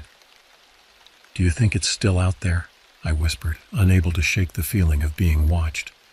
Duncan nodded grimly. "Count on it. That thing, it's patient, smart. It'll wait for us to let our guard down." As if in response to his words, a low, rumbling growl echoed through the forest. It was distant, but unmistakable. The wanderer was out there, circling, waiting for its moment to strike. The hours crawled by with agonizing slowness. Every snapping twig, every rustle of leaves sent a jolt of adrenaline through our weary bodies. Liam's condition worsened, his breathing becoming labored as infection set in. Mildred did what she could with our limited first aid supplies, but it was clear he needed proper medical attention. As my watch ended and I tried to get some rest, I found sleep impossible. Every time I closed my eyes, I saw those glowing orbs staring back at me, filled with an intelligence that seemed almost human. A commotion jolted me fully awake. Eleanor was on watch, and she was gesturing frantically towards the forest below. "There!" she hissed. "I saw it move." We all scrambled to our feet, weapons at the ready. For a long moment there was nothing but silence and darkness. Then a shadow detached itself from the trees, moving with a fluid grace that belied its massive size. The wanderer stepped into a patch of moonlight, and I felt my breath catch in my throat. In the silver light, it looked almost beautiful in a terrible way. Its fur shimmered, and those eyes, they seemed to glow with an inner fire. For a long moment it simply stood there, regarding us with what I could only describe as curiosity. Then it opened its mouth and spoke. The sound that emerged was like nothing I'd ever heard before. It wasn't words, not in any language I knew, but it carried meaning nonetheless. I felt the alien thoughts brush against my mind, bringing with them flashes of images and emotions. Beside me I heard Liam gasp.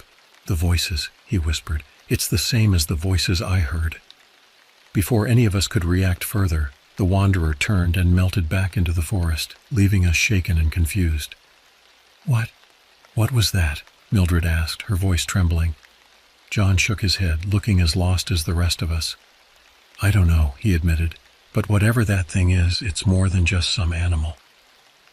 As dawn began to break, casting long shadows through the trees, we were left with more questions than answers. The wanderer hadn't attacked, hadn't tried to finish what it had started in the clearing. Instead, it had communicated. But to what end? We began our descent from the ridge, moving cautiously through the morning mist. Liam was barely conscious, supported between Duncan and Eleanor. We needed to get him to safety, to medical help, but more than that, we needed answers. As we emerged from the tree line into a small meadow, I caught movement out of the corner of my eye. Turning, I saw a figure standing at the far end of the clearing. It was human-shaped, but there was something off about it. "Hello?" I called out, my voice shaking slightly. The figure turned and I felt my world tilt on its axis. It was a woman, but her eyes glowed with the same inner fire as the wanderer's. She smiled, a sad, knowing expression, and spoke in a voice that seemed to bypass my ears and go straight to my mind. "We have much to discuss," she said, "about the nature of your world and ours." And with that I knew that our understanding of reality was about to change forever. The woman led us to a hidden cave system deep in the heart of the forest. As we entered, I was struck by the stark contrast between the rough, natural exterior and the sleek, almost futuristic interior. Soft lights pulsed along the walls, and strange organic-looking consoles hummed with energy. Our mysterious guide introduced herself as Aaliyah. She wasn't human, she explained, but a member of a species that had been visiting Earth for millennia. They were shapeshifters, capable of taking on various forms, including that of the creature we'd been calling the Wanderer. "We've been studying your world," Aaliyah said, her voice a mix of fascination and concern. "Watching your species evolve, grow, and now threaten to destroy yourselves and your planet."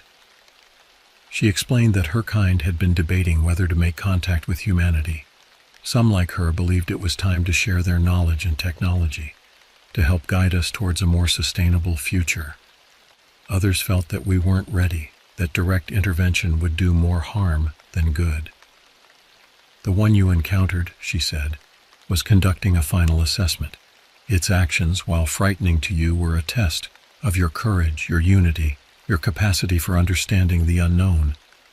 As Aaliyah spoke, holographic images sprang to life around us, showing scenes from human history interspersed with glimpses of our own world, a place of breathtaking beauty and advanced technology. "We've reached a crossroads," she continued. "Your species stands on the brink of either greatness or self-destruction. The choice ultimately is yours, but we're here to offer our help if you're willing to accept it." The implications of what she was saying were staggering. Proof of intelligent alien life, the offer of advanced technology and knowledge. It was almost too much to process. "Why us?" John asked, his gruff voice tinged with suspicion. "Why reveal yourselves to a random group of people in the woods?" Aaliyah smiled. "You're not random. Each of you is chosen. Your path subtly guided to bring you here. You represent a cross-section of humanity, different backgrounds, experiences, perspectives. You're our starting point, the first ambassadors in what we hope will be a new era of cooperation between our peoples." As she spoke, I felt a sense of purpose settle over me. The fear and confusion of the past days melted away, replaced by a growing excitement. We were being offered a chance to be part of something monumental, something that could change the course of human history.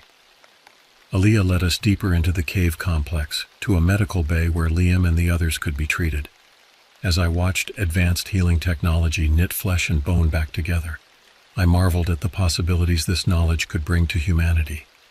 But with those possibilities came risks. I thought of the destruction we'd seen in the forest, the terror we'd felt. In the wrong hands, this power could be devastating. "What happens now?" I asked Aaliyah as the others rested and recovered.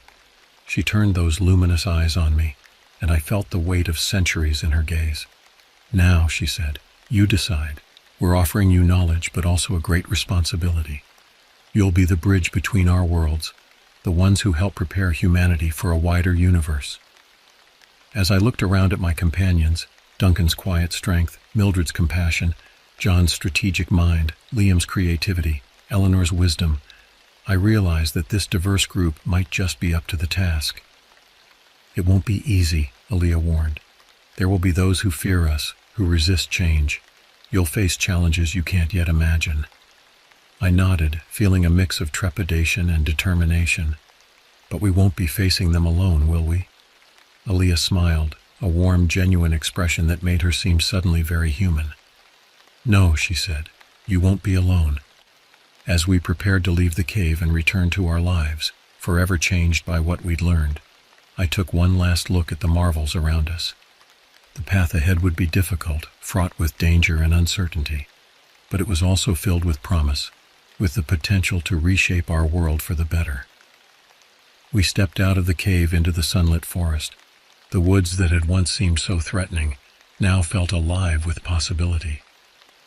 As we made our way back towards our cabins, I knew that our real journey, the journey to bridge two worlds and guide humanity towards a brighter future, was just beginning.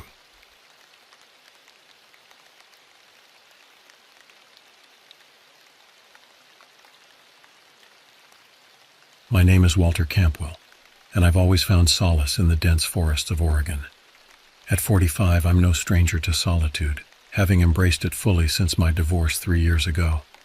My cabin, a quaint wooden structure nestled among towering pines, has become my sanctuary.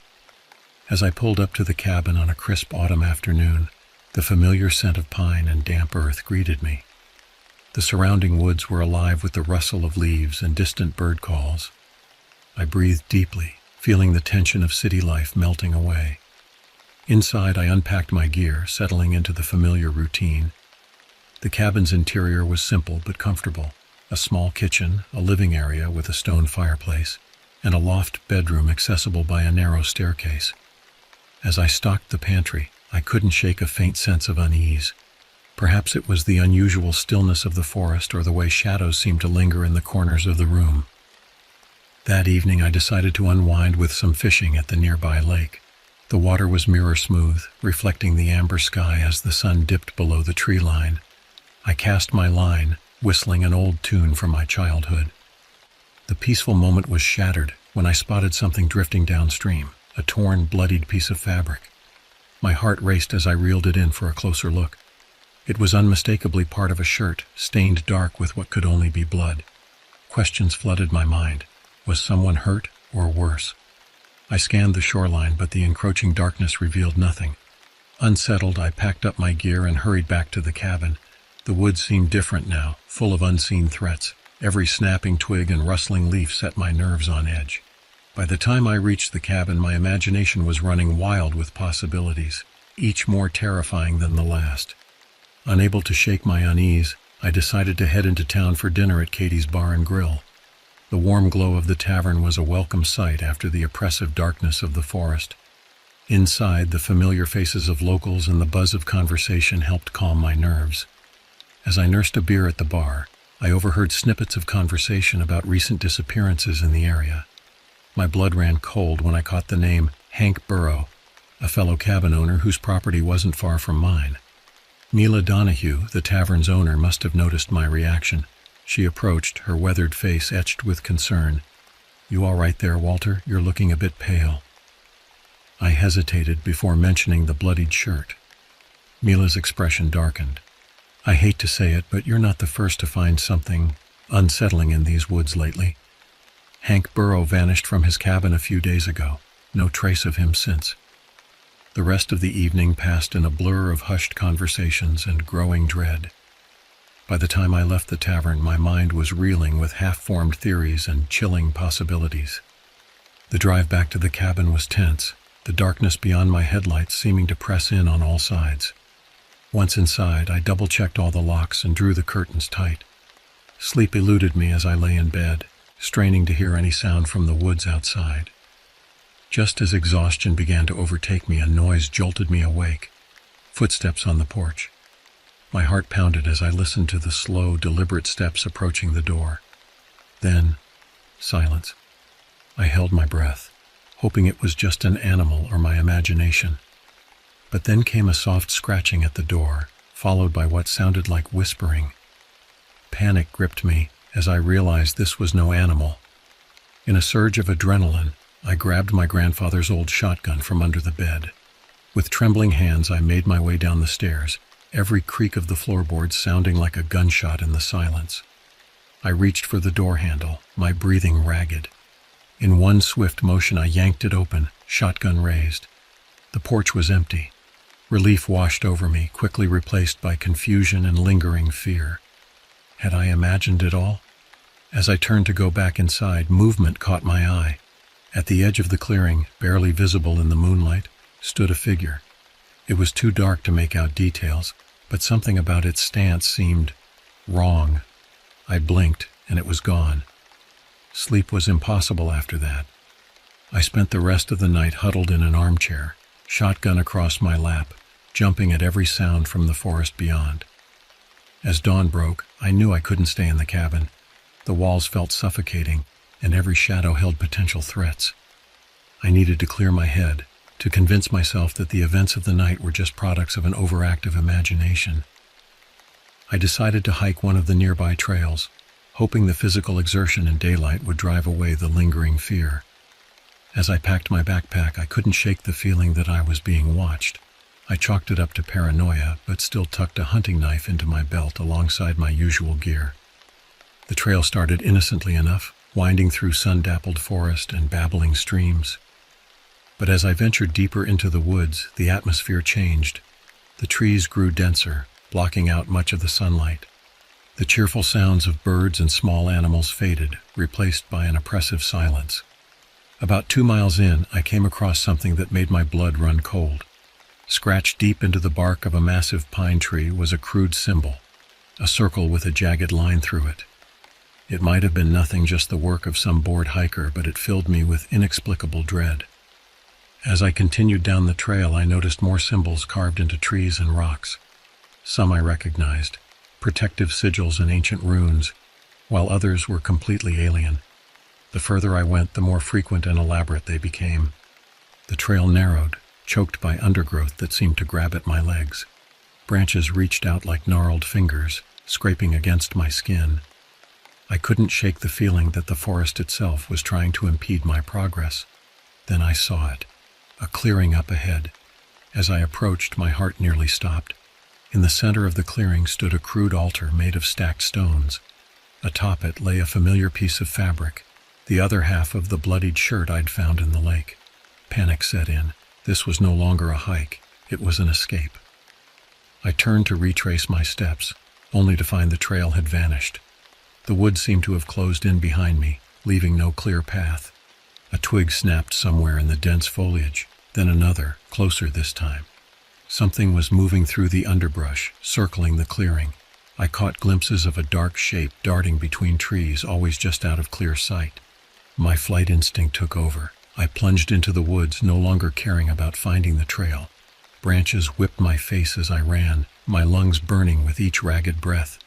I could hear it behind me, not the sound of footfalls, but a strange skittering movement that seemed to come from all directions at once. I ran until my legs gave out, collapsing in a small gully. As I lay there gasping for air, I realized the sounds of pursuit had stopped. The forest was silent once more. Gathering my wits, I checked my GPS. To my horror, it showed no signal. The sun was setting, and I was hopelessly lost in a forest that suddenly felt very, very wrong. As twilight deepened into night, my situation grew increasingly desperate. Without my GPS or any clear landmarks, I had no way to navigate back to the cabin or the main road. The forest seemed to shift around me, landmarks disappearing or changing position when I looked away. I tried to remain calm, reminding myself of wilderness survival techniques. Find water, locate shelter, wait for daylight. But as I stumbled through the underbrush, my flashlight beam cutting through the darkness, rational thought became harder to maintain. Shadows danced at the edge of my vision. More than once I whirled around, certain I'd seen a figure standing just beyond the light's reach. But each time, there was nothing there, just more trees and impenetrable darkness. The sounds of the forest took on a menacing quality. What once might have been the innocent rustle of leaves now sounded like whispered conversations in an unknown language. Distant animal calls morphed into something that sounded disturbingly like human screams. As exhaustion and fear took their toll, my mind began to play tricks on me. I saw faces in the gnarled bark of trees, their expressions twisted in agony. Roots seemed to reach out to trip me, and more than once I found myself tangled in vines that hadn't been there a moment before. Hours passed, each one stretching into an eternity of paranoia and growing terror. I was no longer sure if I was moving in circles or if the forest itself was shifting around me. My water was running low and hunger gnawed at my stomach. Just as I was about to give in to despair, I spotted a faint glow through the trees. Hope surged through me. Perhaps it was a campfire or even my own cabin. I pushed forward, ignoring the scratches from thorny bushes and the ache in my muscles. As I drew closer, the source of the light became clear. It was a small clearing, illuminated by an eerie, pulsing glow that seemed to emanate from the ground itself. In the center stood a circle of standing stones, each one carved with the same strange symbols I'd seen earlier on the trail. Part of me knew I should turn back, that nothing good could come from this place. But exhaustion and curiosity overrode my better judgment. I stepped into the clearing, the unnatural light casting long, writhing shadows. That's when I saw it, a figure standing motionless on the far side of the stone circle. Relief flooded through me at the sight of another person, quickly replaced by dawning horror as I took in its appearance. It was vaguely humanoid, but wrong in ways my mind struggled to process. Its limbs were too long, joints bending at impossible angles. Its skin, if you could call it that, seemed to shift and ripple like oil on water. But it was the face that truly chilled me to my core. A featureless void, save for a wide, gaping maw filled with rows of needle-sharp teeth. For a moment that stretched into eternity, we stared at each other across the clearing. Then, with a sound like tearing flesh, its jaw unhinged, opening far wider than should be possible. From the depths of that monstrous throat came a scream that was equal parts animal and human, a sound of primal hunger and otherworldly malice. I ran. My legs pumped furiously as I tore through the underbrush, heedless of the branches that whipped at my face and arms. Behind me, I could hear the creature in pursuit, not the sound of footfalls but a terrible skittering noise that seemed to come from all directions at once. The forest itself seemed to come alive around me, branches reaching out to snag my clothing, roots rising up to trip my feet. More than once I stumbled, each time certain that this would be the moment the creature caught me. But somehow I managed to keep going, driven by a primal fear that overrode all exhaustion and pain. I had no sense of direction, no plan beyond putting as much distance as possible between myself and that nightmarish entity. My lungs burned and my heart felt like it might burst from my chest at any moment. Still I ran. Suddenly the ground disappeared beneath my feet. I tumbled down a steep embankment, my world becoming a dizzying blur of earth and sky. I came to a bone-jarring stop at the bottom, the wind knocked out of me. For a moment I lay there gasping, certain that this was the end. But the sounds of pursuit had faded. Slowly, painfully, I pulled myself to my feet and took stock of my surroundings. I found myself in a narrow ravine, a small stream trickling along its bottom. The steep walls offered some protection, but also left me with limited options for escape if the creature found me again. As quietly as I could, I began to make my way along the stream bed. The water was frigid, numbing my feet and ankles, but I barely noticed. Every sense was on high alert, straining for any sign of the monster. Hours passed, or maybe it was minutes. Time had lost all meaning in this nightmare. The ravine twisted and turned, sometimes narrowing to the point where I had to squeeze through sideways, other times opening up into small mist-shrouded hollows. Just as I was beginning to hope I'd lost my pursuer, I heard it, that awful skittering noise, echoing off the ravine walls. It was above me, moving along the edge of the cliff. I pressed myself against the damp stone, hardly daring to breathe. A shadow fell across the ravine as the creature passed overhead. For a heart-stopping moment, I thought it had spotted me. But it moved on, the sounds of its passage fading into the distance. Relief washed over me, quickly replaced by a new wave of terror as I realized my predicament. I was trapped in this ravine, lost in a forest that defied all logic, being hunted by something that shouldn't exist. As the full weight of my situation settled in, I felt something inside me begin to crack. The relentless fear, the physical exhaustion, the sheer impossibility of what I'd witnessed. It was all too much. I slumped against the ravine wall, my mind teetering on the edge of a breakdown. That's when I saw it, a small opening in the rock face, partially hidden behind a curtain of moss. A cave, shelter. With the last of my strength, I dragged myself towards the opening. It was a tight squeeze, but I managed to wriggle inside just as the skittering sound returned, louder this time. I huddled in the damp darkness, listening to the creature as it searched the ravine. Minutes stretched into hours, each sound from outside sending fresh waves of terror through me. Eventually, mercifully, I slipped into a fitful, nightmare-plagued sleep. I awoke to absolute darkness, disoriented and aching all over. For a moment, I couldn't remember where I was or how I'd gotten there. Then it all came rushing back, the chase, the creature, the desperate flight through the forest. I fumbled for my flashlight, praying that it still worked. The beam flickered to life, revealing the cramped confines of the cave. Relief at finding shelter quickly gave way to claustrophobia as I realized how trapped I was. My watch told me I'd been unconscious for nearly 12 hours, though it felt like mere minutes had passed. I was dehydrated, starving, and every muscle screamed in protest as I tried to move. I knew I couldn't stay in the cave forever, but the thought of venturing back out into the forest filled me with dread. What if the creature was still out there, waiting? What if there were more of them? As I sat there weighing my options, I became aware of a faint sound echoing through the cave. At first I thought it was just the trickle of water or the wind, but as I listened more closely I realized it sounded almost like whispering. I tried to convince myself it was just my imagination, a product of stress and fear. But the whispers grew louder, more insistent. I couldn't make out words, but the tone was unmistakably malevolent. Panic rising, I shone my flashlight deeper into the cave. The beam revealed a narrow passage leading further underground, and there, scratched into the rock wall, were the same symbols I'd seen in the forest. Part of me knew I should turn back, to take my chances in the forest rather than venture deeper into this nightmare. But some compulsion, some dark curiosity drove me forward. The passage twisted and turned, leading ever downward. The whispers grew louder, joined by other sounds, skittering in the walls, distant screams, the grinding of stone on stone. My sanity began to fray at the edges as I pushed on, no longer sure if what I was experiencing was real or some fever dream. I lost all sense of time and direction as I descended. The cave opened into larger chambers, some natural, others clearly shaped by tools.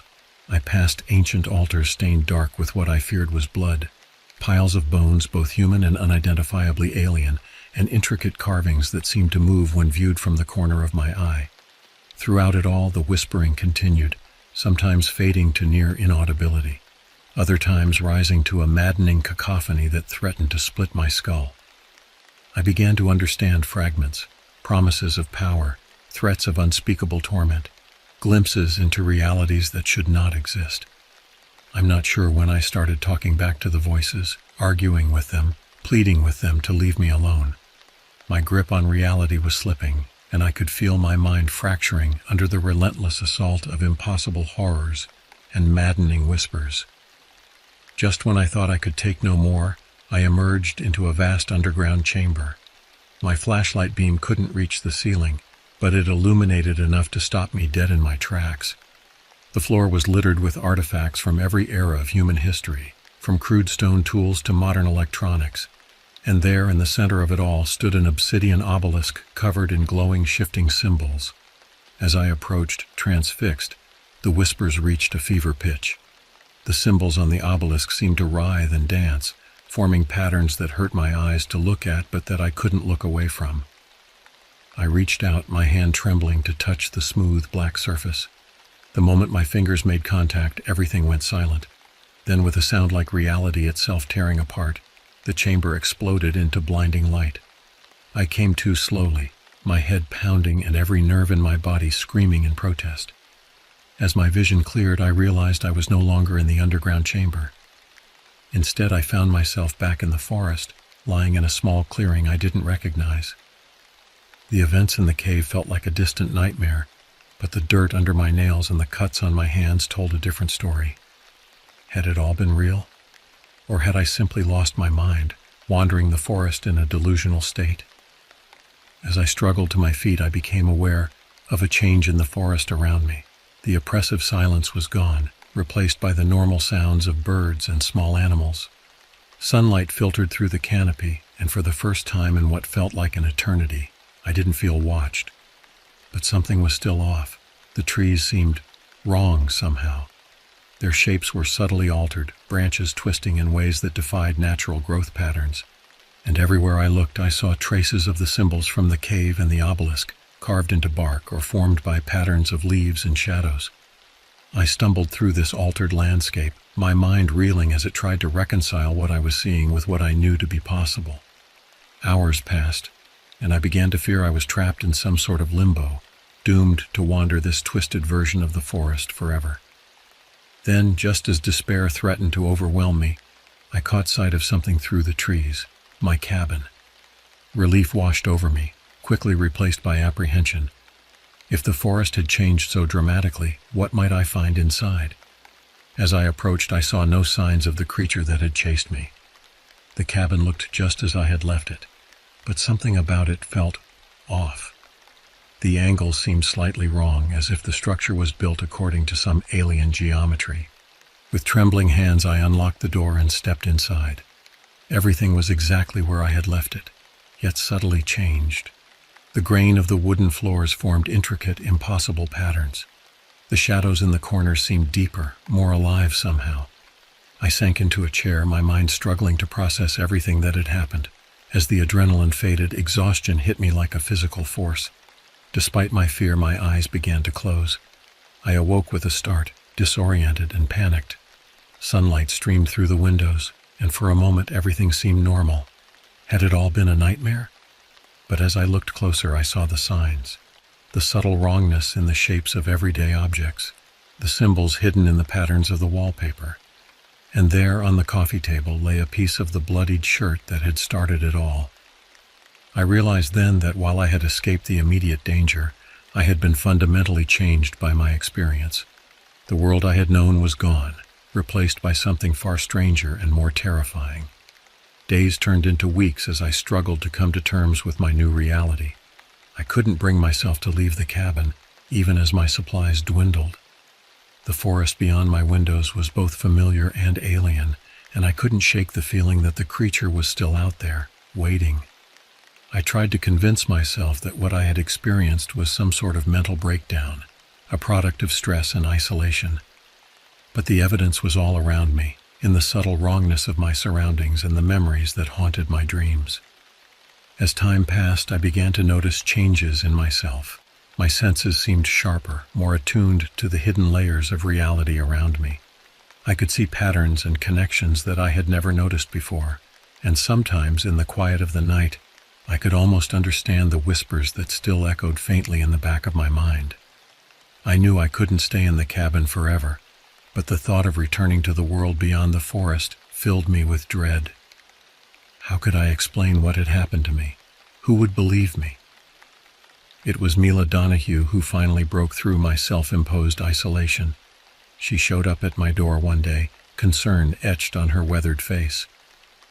"Walter," she said, "people have been worried about you. No one's seen you in weeks." I let her in, watching carefully to see if she noticed the changes in the cabin. But her eyes skimmed over the twisted geometries and hidden symbols without a hint of recognition. To her, everything looked normal. As we talked, I realized that no time had passed in the outside world. To everyone else, I had only been gone for a couple of days. My weeks of isolation, the nightmarish journey through the cave, it had all happened in the span of a single night. I couldn't bring myself to tell Mila the full story. Instead, I spun a tale of getting lost in the woods, of spending a terrifying night exposed to the elements before finding my way back. She seemed to accept this, though I caught her giving me odd looks when she thought I wasn't paying attention. In the days that followed, I forced myself to rejoin the world. I went into town, talked with the locals, even helped in the ongoing search for Hank Burrow. But everything felt hollow, disconnected. I was going through the motions of a life I no longer felt part of. The true horror of my situation began to sink in. I was trapped between two worlds, the mundane reality that everyone else inhabited, and the darker, stranger world that I had glimpsed in the forest. I couldn't fully exist in either, forever caught in a liminal space between the known and the unknowable. As weeks turned to months, I learned to hide my new perceptions, to pretend that I didn't see the symbols hidden in everyday objects or hear the whispers on the wind. But the knowledge of what lurked just beyond the veil of normal reality weighed heavily on me. I never saw the creature again, but I felt its presence. On dark nights, when the wind howled through the trees, I would catch glimpses of something moving at the edge of the forest. And sometimes, in my dreams, I would find myself back in that underground chamber, standing before the obsidian obelisk as reality unraveled around me. The experience in the forest had changed me irrevocably. I had touched something beyond human comprehension, and in doing so had become something not quite human myself. As I sit here now, writing this account, I'm not sure if it's a warning or a confession. All I know is that the world is far stranger and more terrifying than most people realize, and somewhere out there, in the depths of the forest or the darkness between realities, something is waiting, watching, and one day it will return.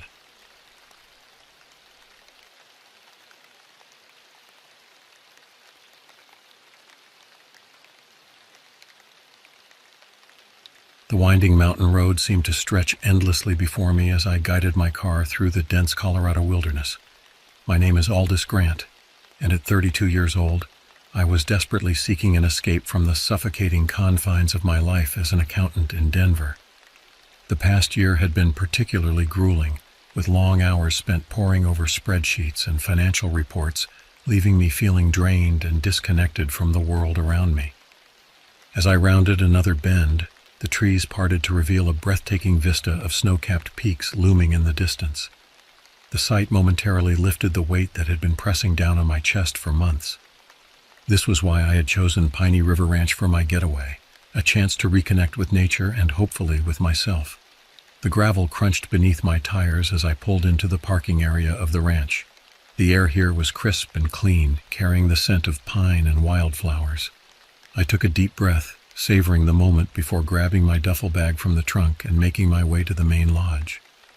The rustic wooden building stood as a testament to the rugged beauty of the surrounding landscape.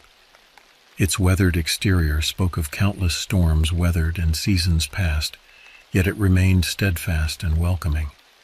As I approached the entrance, I couldn't help but feel a sense of anticipation mingled with a strange unease that I couldn't quite place. Pushing open the heavy wooden door, I stepped into the warmth of the lodge. The interior was cozy, with a large stone fireplace dominating one wall and comfortable-looking leather armchairs scattered about. The soft glow of lamplight cast long shadows across the room, creating an atmosphere that was both inviting and slightly mysterious. "Welcome to Piney River Ranch."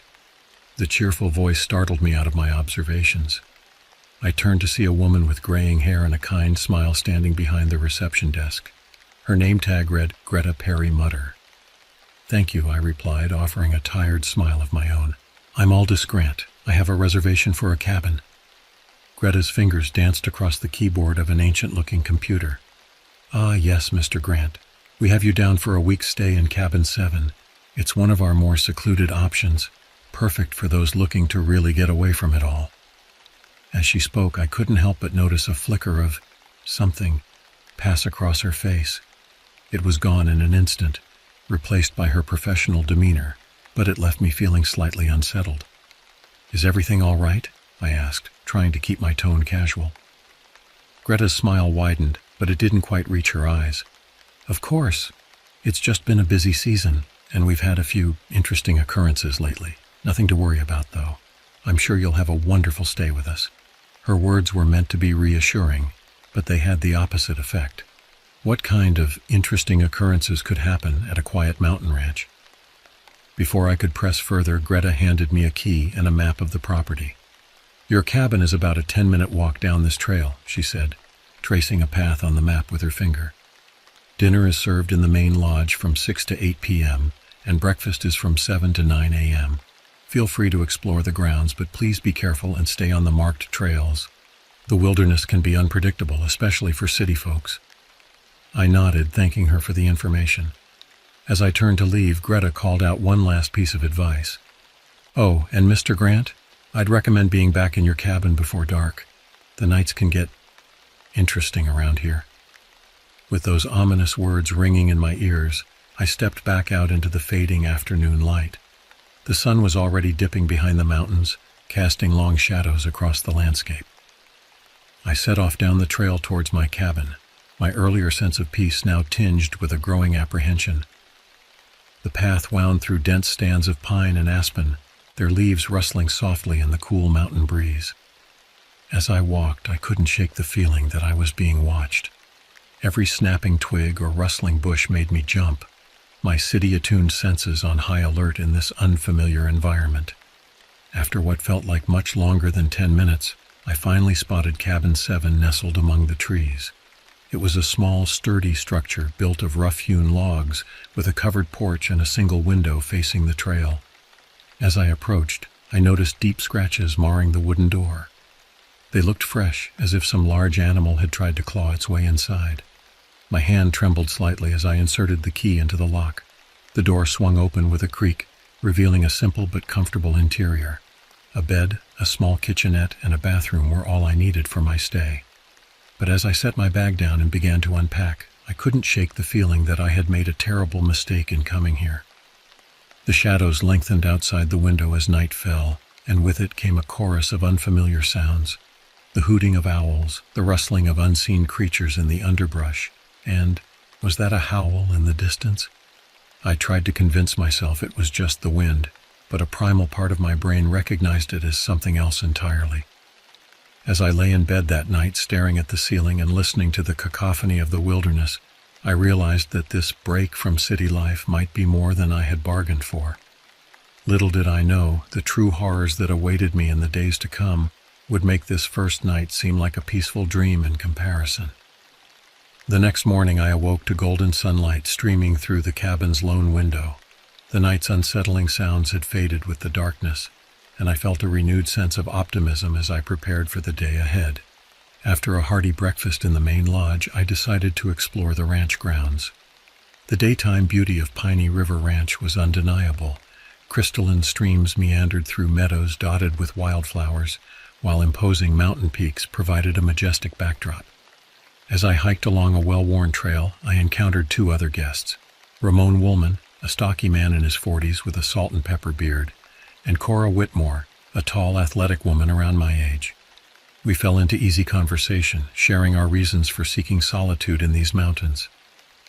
"Been an electrician for 20 years, Ramon explained, his voice gruff but friendly. "Needed a break from the constant hum of the city, you know."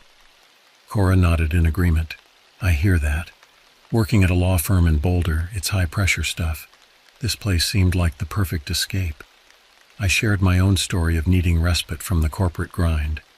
As we talked, I felt a sense of camaraderie developing between us, fellow urbanites seeking refuge in nature's embrace. The day passed pleasantly, filled with activities like horseback riding and fishing in the ranch's well-stocked ponds. As evening approached, we gathered around a communal campfire, sharing more personal stories. "Grew up with just my mom," I found myself saying, the firelight casting flickering shadows across our faces. "Made me appreciate hard work, you know, but sometimes I wonder if I'm missing out on something more." Ramon and Cora listened sympathetically, and for a moment the weight of my city life seemed to lift. But as darkness fell and the fire died down, that nagging sense of unease from the previous night began to creep back. We bid each other good night, and I made my way back to my cabin. The path seemed darker, the shadows deeper than before.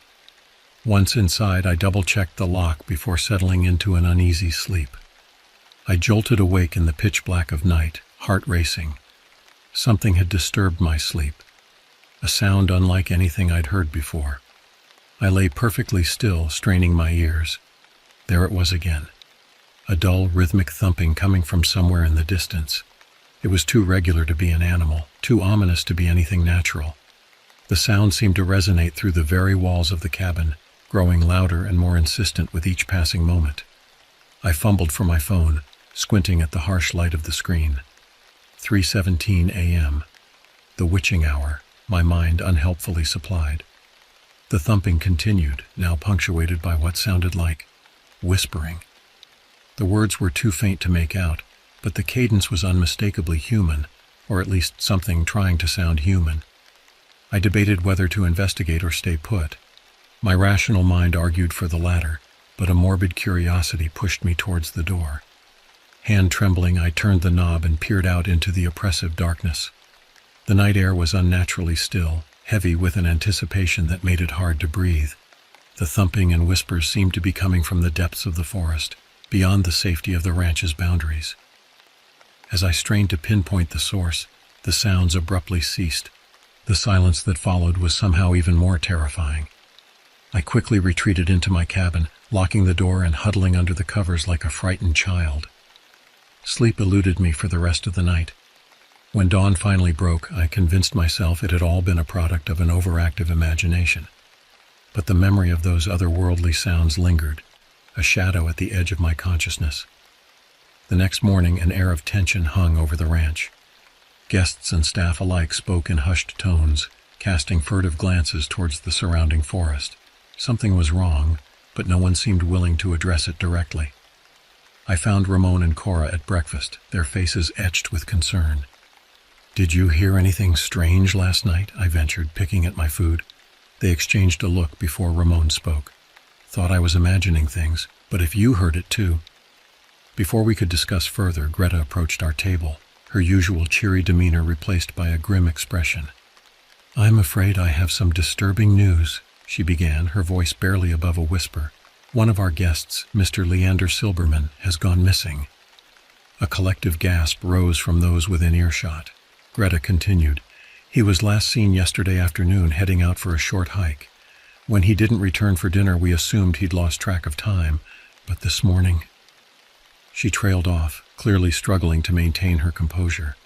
"We've alerted the authorities, but given our remote location, it may be some time before help arrives. In the meantime, we're organizing search parties. Any volunteers would be greatly appreciated." Without hesitation, Ramon, Cora, and I offered our assistance. As we prepared to head out, I couldn't shake the feeling that the previous night's unsettling sounds and Leander's disappearance were somehow connected. We split into groups, with Ramon and I heading deeper into the woods, while Cora opted to search the lower elevations. Armed with maps, water, and a growing sense of dread, we set out into the wilderness. Hours passed as we combed through dense underbrush and scaled rocky outcroppings. The beauty of the landscape was now overshadowed by an oppressive sense of watchfulness. Every snapping twig or rustling leaf sent a jolt of adrenaline through my system. As the sun began to dip towards the horizon, Ramon and I found ourselves in a clearing near the base of a sheer cliff face. That's when we saw it, a patch of disturbed earth, the dirt darkened with what could only be blood. "Oh God," Ramon muttered, his face pale. "What the hell happened here?" I swallowed hard, my mouth suddenly dry. "I don't know, but I think we should—" My words were cut short by a blood-curdling scream echoing through the forest. It was coming from the direction Cora had gone. Without a second thought, we sprinted towards the source of the cry, our hearts pounding in our ears. As we burst into another clearing, we found Cora on the ground, her clothes torn and dirty, gasping for breath. It was right behind me," she managed between ragged breaths. "Something. Not human. Oh God, its eyes." Ramon and I helped her to her feet, supporting her between us as we hurried back towards the ranch. The forest seemed to close in around us, branches clawing at our clothes as if trying to hold us back. As night fell, we finally stumbled out of the tree line and onto the well-lit grounds of Piney River Ranch. But the relief of reaching safety was short-lived. We all knew that whatever lurked in those woods was still out there, waiting. And somewhere in the darkness, Leander Silberman remained missing. The following days passed in a blur of fear and confusion. Local authorities arrived to investigate Leander's disappearance, but their search yielded no results. The official stance was that he had likely gotten lost and succumbed to the elements, a tragic accident, but not unheard of in such rugged terrain. But we knew better. The three of us, Ramon, Cora, and I, had seen things that defied rational explanation. We gathered in my cabin, speaking in hushed tones about our experiences. "I've been an outdoorsman all my life," Ramon said, his usual bravado replaced by a haunted look. "Never seen anything like what's out there. It's fast, it's smart, and it's hungry." Cora nodded, absently rubbing the scratches on her arms. Its eyes. They weren't animal eyes. There was intelligence there, malice. I recounted the strange sounds I'd heard that night, the unnatural thumping and whispers. As we pieced together our experiences, a chilling picture began to emerge of something that shouldn't exist, a predator beyond our understanding. "We can't just sit here and do nothing," I said, pacing the small confines of the cabin. "Whatever this thing is, it's still out there. It could strike again." Ramon reached into his duffel bag and pulled out a hunting rifle. "Brought this along, just in case. Never thought I'd need it, but—" Cora's eyes widened. "Have you ever actually used that thing?" A wry smile crossed Ramon's face. "Once. Thought I was shooting at a wild boar raiding my trash cans. Turned out to be my neighbor's dog in the dark. Don't worry, just grazed him. Gave me a hell of a talking to, though." Despite the gravity of our situation, we couldn't help but chuckle at the mental image. It was a brief moment of levity in the face of unimaginable horror. As night fell once again, we made our decision. We would venture back into the woods, armed with Ramon's rifle and our collective determination. If there was any chance of finding Leander, or at least uncovering the truth about what lurked in these mountains, we had to take it. We set out under the cover of darkness, flashlights cutting through the gloom. The forest seemed alive with malevolent energy, every shadow concealing potential threats. We retraced our steps to the blood-stained clearing, then pressed on towards the area where Cora had encountered the creature. The silence was oppressive, broken only by our labored breathing and the crunch of leaves underfoot. Then, without warning, a low growl reverberated through the trees. We froze, Ramon raising his rifle as Cora and I swept our flashlights in wide arcs. For a moment, nothing moved. Then, in a blur of matted fur and gleaming teeth, it was upon us. The creature burst from the underbrush with terrifying speed, a mass of muscle and fury. In the frantic sweep of our flashlights, I caught glimpses of its horrifying form, towering at least 8 feet tall, covered in coarse dark fur matted with what looked sickeningly like dried blood. Its face was a nightmare brought to life. Sunken, glowing eyes burned with inhuman intelligence and malice, while rows of razor-sharp teeth gleamed in a mouth far too wide for any natural predator. The stench hit us next, a nauseating mix of rotting flesh and something distinctly otherworldly. I fought the urge to gag as Ramon raised his rifle, hands shaking but eyes determined. "Get back," he shouted, firing off a shot that echoed through the forest. The bullet seemed to have little effect on the monster. It let out a bone-chilling roar and lunged towards Ramon, claws extended. I watched in horror as it struck him, sending him flying into a nearby tree with a sickening thud. "Ramon!" Cora screamed, her voice tinged with panic. I stood frozen, my mind struggling to process the impossible scene before me. This couldn't be real. Monsters like this didn't exist outside of campfire stories and horror movies. Yet here we were, face to face with a creature that defied all logic and reason. Ramon's anguished cries snapped me back to reality. The beast was on him now, claws raking across his chest as he desperately tried to fend it off with the butt of his rifle.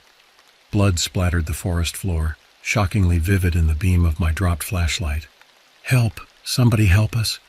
I screamed into the darkness, knowing full well that no help would come. We were alone out here, at the mercy of something that had no mercy to give. Cora was the first to act. She grabbed a thick branch from the ground and charged at the creature, swinging with all her might. The impact seemed to stun it momentarily, giving Ramon a chance to scramble away. "We have to run!" Cora yelled, already pulling Ramon to his feet. But the creature recovered quickly. It turned its attention to Cora, moving with a speed that seemed impossible for its size. In a flash, it had her pinned to the ground, its massive jaws inching towards her throat. I had to do something, anything. My eyes darted around frantically, landing on a large rock near my feet.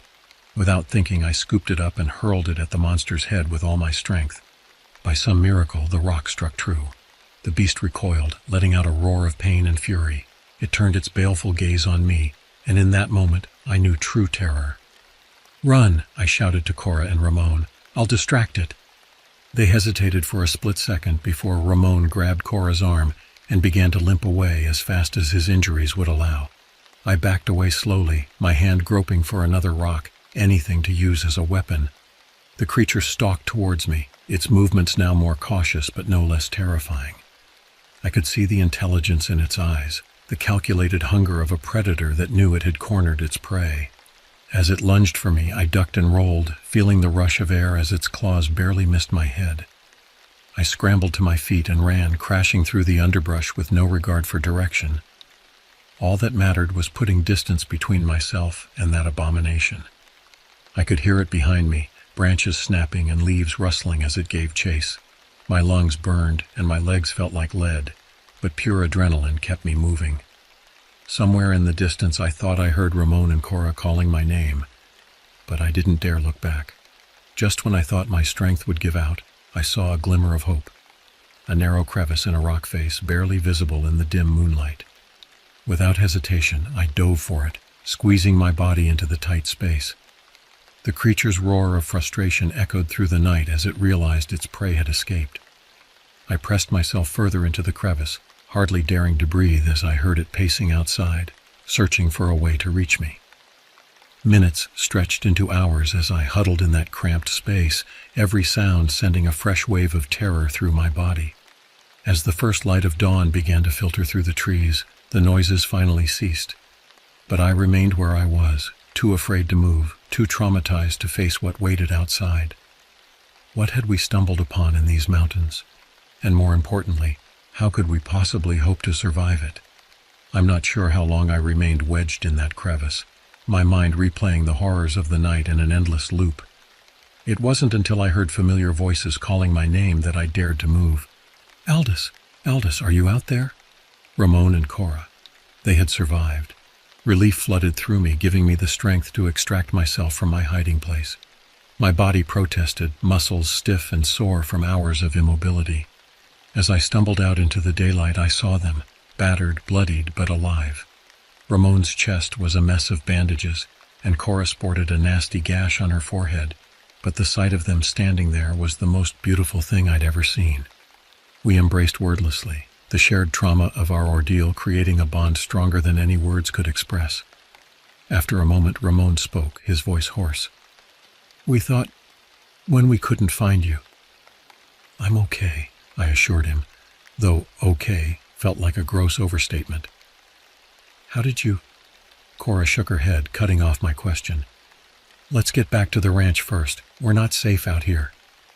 The trek back was slow and tense, each of us jumping at every sound. But miraculously, we made it without incident. As we emerged from the tree line, we were met by a flurry of activity. Police cars, an ambulance, and a crowd of concerned guests and staff. Greta rushed towards us, her face a mix of relief and horror. Oh, thank goodness, we've been searching everywhere. What happened to you all? We exchanged glances, silently agreeing to keep the full truth to ourselves. Who would believe us anyway? Got lost, Ramon grunted. Fell down a ravine, lucky to be alive. The next few hours passed in a blur of medical examinations, police questioning, and concerned inquiries from other guests. We stuck to our story, a hiking accident, nothing more. But as the day wore on and the adrenaline wore off, the weight of what we'd experienced began to settle in. That evening we gathered in my cabin once more, the atmosphere heavy with unspoken fears and questions. What do we do now? Cora asked, breaking the silence. We can't just pretend this didn't happen. Ramon nodded grimly. We can't go to the authorities. They'd never believe us, and even if they did, what could they do? This thing, it's beyond anything they're equipped to handle. I paced the small cabin, my mind racing. But we can't just leave it out there. What about Leander? What about the next unsuspecting hiker who wanders into its territory? We fell into a tense silence, each of us grappling with the impossible situation we found ourselves in. Finally, Cora spoke up, her voice quiet but determined. We have to go back. We have to end this.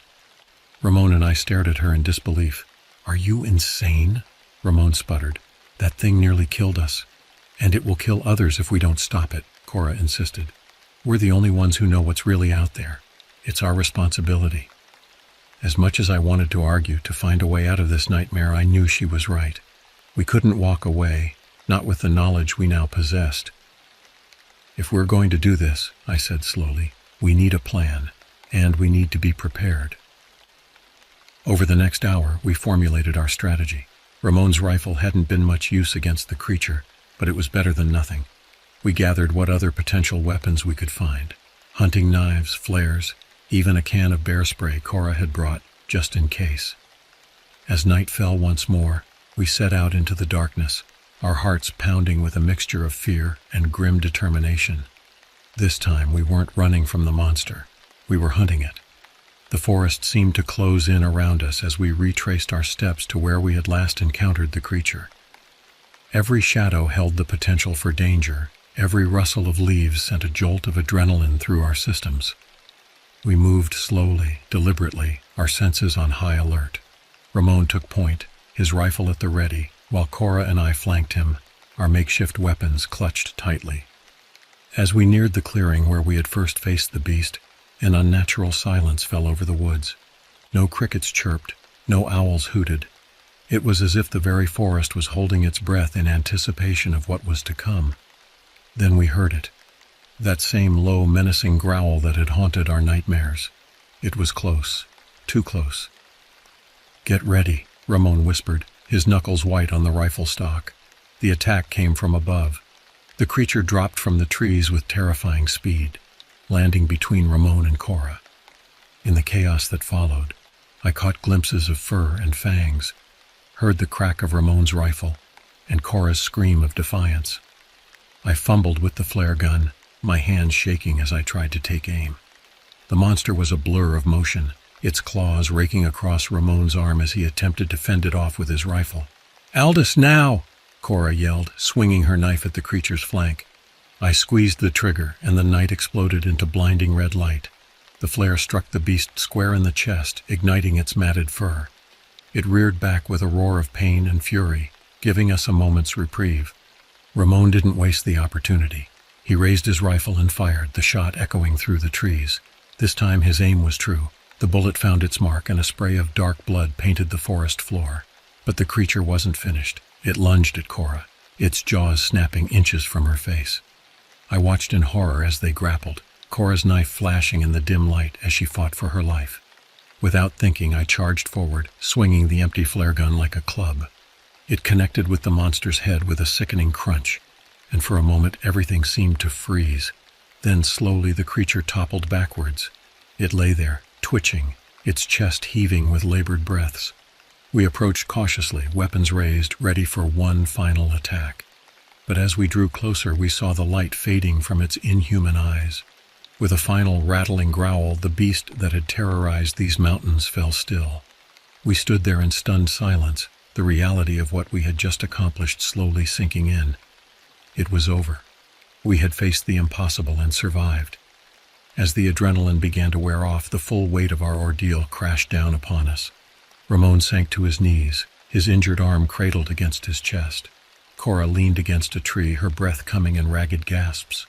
And I simply stared at the fallen monster, my mind struggling to reconcile the nightmarish creature with the cold reality of its corpse. "What do we do now?" Cora asked, her voice barely above a whisper. I looked at my companions, saw the same mix of exhaustion, relief, and lingering fear that I felt mirrored in their eyes. "We bury it," I said finally, "deep, and we never speak of this again." As the first light of dawn began to filter through the trees, we set about our grim task. Using fallen branches as makeshift shovels, we dug a deep pit and rolled the creature's body into it. With each shovelful of dirt we piled on top, I felt a little of the terror that had gripped us begin to fade. When it was done, we made our way back to the ranch in silence. The world looked different now, brighter, more vivid, as if we were seeing it through new eyes. We had glimpsed a darkness few would ever know existed, and had emerged, changed. As we reached the edge of the forest, Ramon spoke for the first time since our battle. "No one will ever believe us, you know." Cora nodded. Would we have believed it if someone had told us?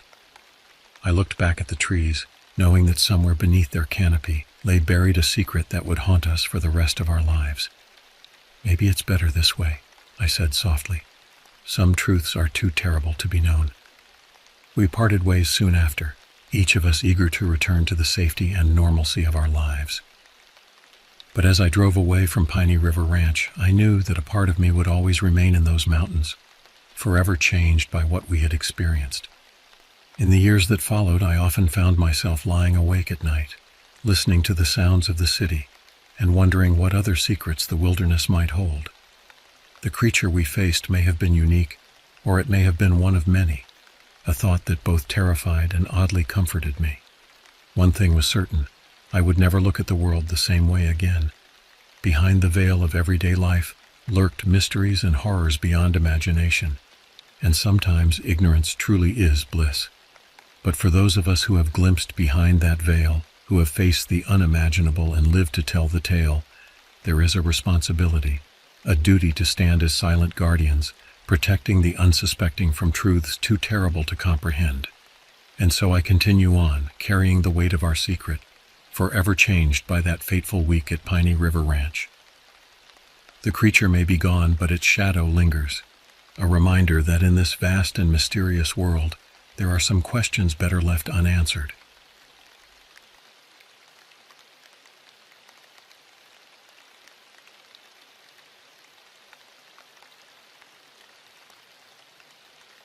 The events I'm about to recount took place last year on my uncle's ranch in Prescott, Arizona, where the rugged terrain of the Bradshaw Mountains meets the high desert. As a wildlife enthusiast and amateur naturalist, I've kept detailed journals of my observations for the past 5 years, documenting everything from the seasonal migration patterns of elk herds to the hunting behaviors of local mountain lions. The ranch itself spans several thousand acres of diverse terrain, pine forests, rocky outcroppings, and sprawling meadows where my uncle's sheep graze. What happened during those 2 weeks in October challenged everything I thought I knew about the natural world. The first day started normally enough. My wildlife journal entries from that morning read like any other. Tracks from a black bear near the creek, a family of badgers den hunting in the lower meadow, and the usual parade of mule deer and elk moving through the property's well-worn game trails. The weather was typical for early autumn in the highlands, crisp mornings giving way to warm afternoons, with evening temperatures dropping rapidly after sunset. What made this day different occurred just after dusk. I was in my favorite observation blind, a well-concealed structure overlooking one of the property's main game trails, when the forest fell silent. Anyone who spends time in the wilderness knows that sudden silence usually means one thing: the presence of a major predator. But this silence felt different, heavier somehow, as if the very air had become dense with anticipation. The moon was nearly full, providing excellent visibility across the clearing.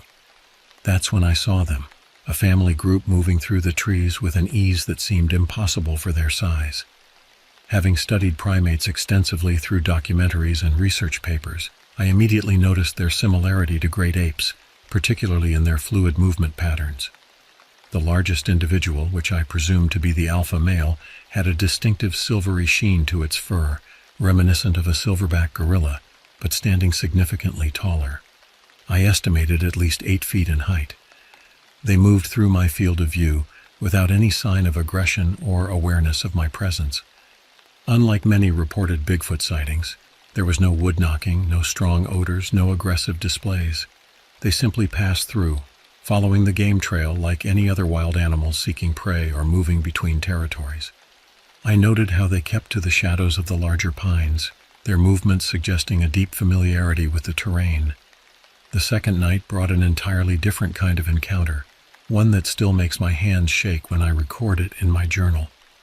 My uncle had previously told me about an incident years ago when he had to shoot at a creature while protecting his sheep, something he described as walking like a man, but shaped like a wolf. I'd always filed that story away as an example of the ranch's colorful history, perhaps a misidentified bear or mountain lion seen in poor lighting conditions. That skepticism evaporated when I found the sheep pen's gate torn open, its heavy-gauge steel hinges bent as if they were made of tin foil.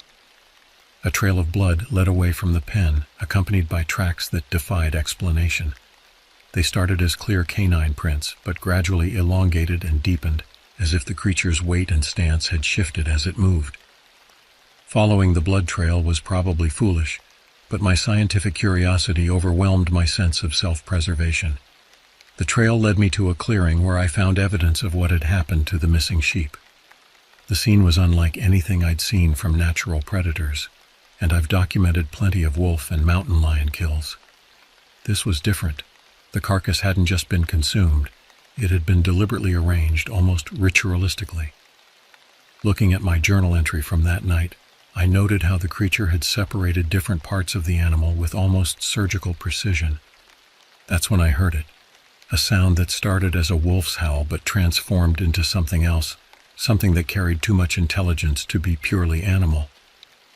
The sound echoed off the canyon walls, making it impossible to pinpoint its source. I retreated to my elevated deer stand, knowing that height often provides safety from terrestrial predators. What I saw from that vantage point still haunts my dreams.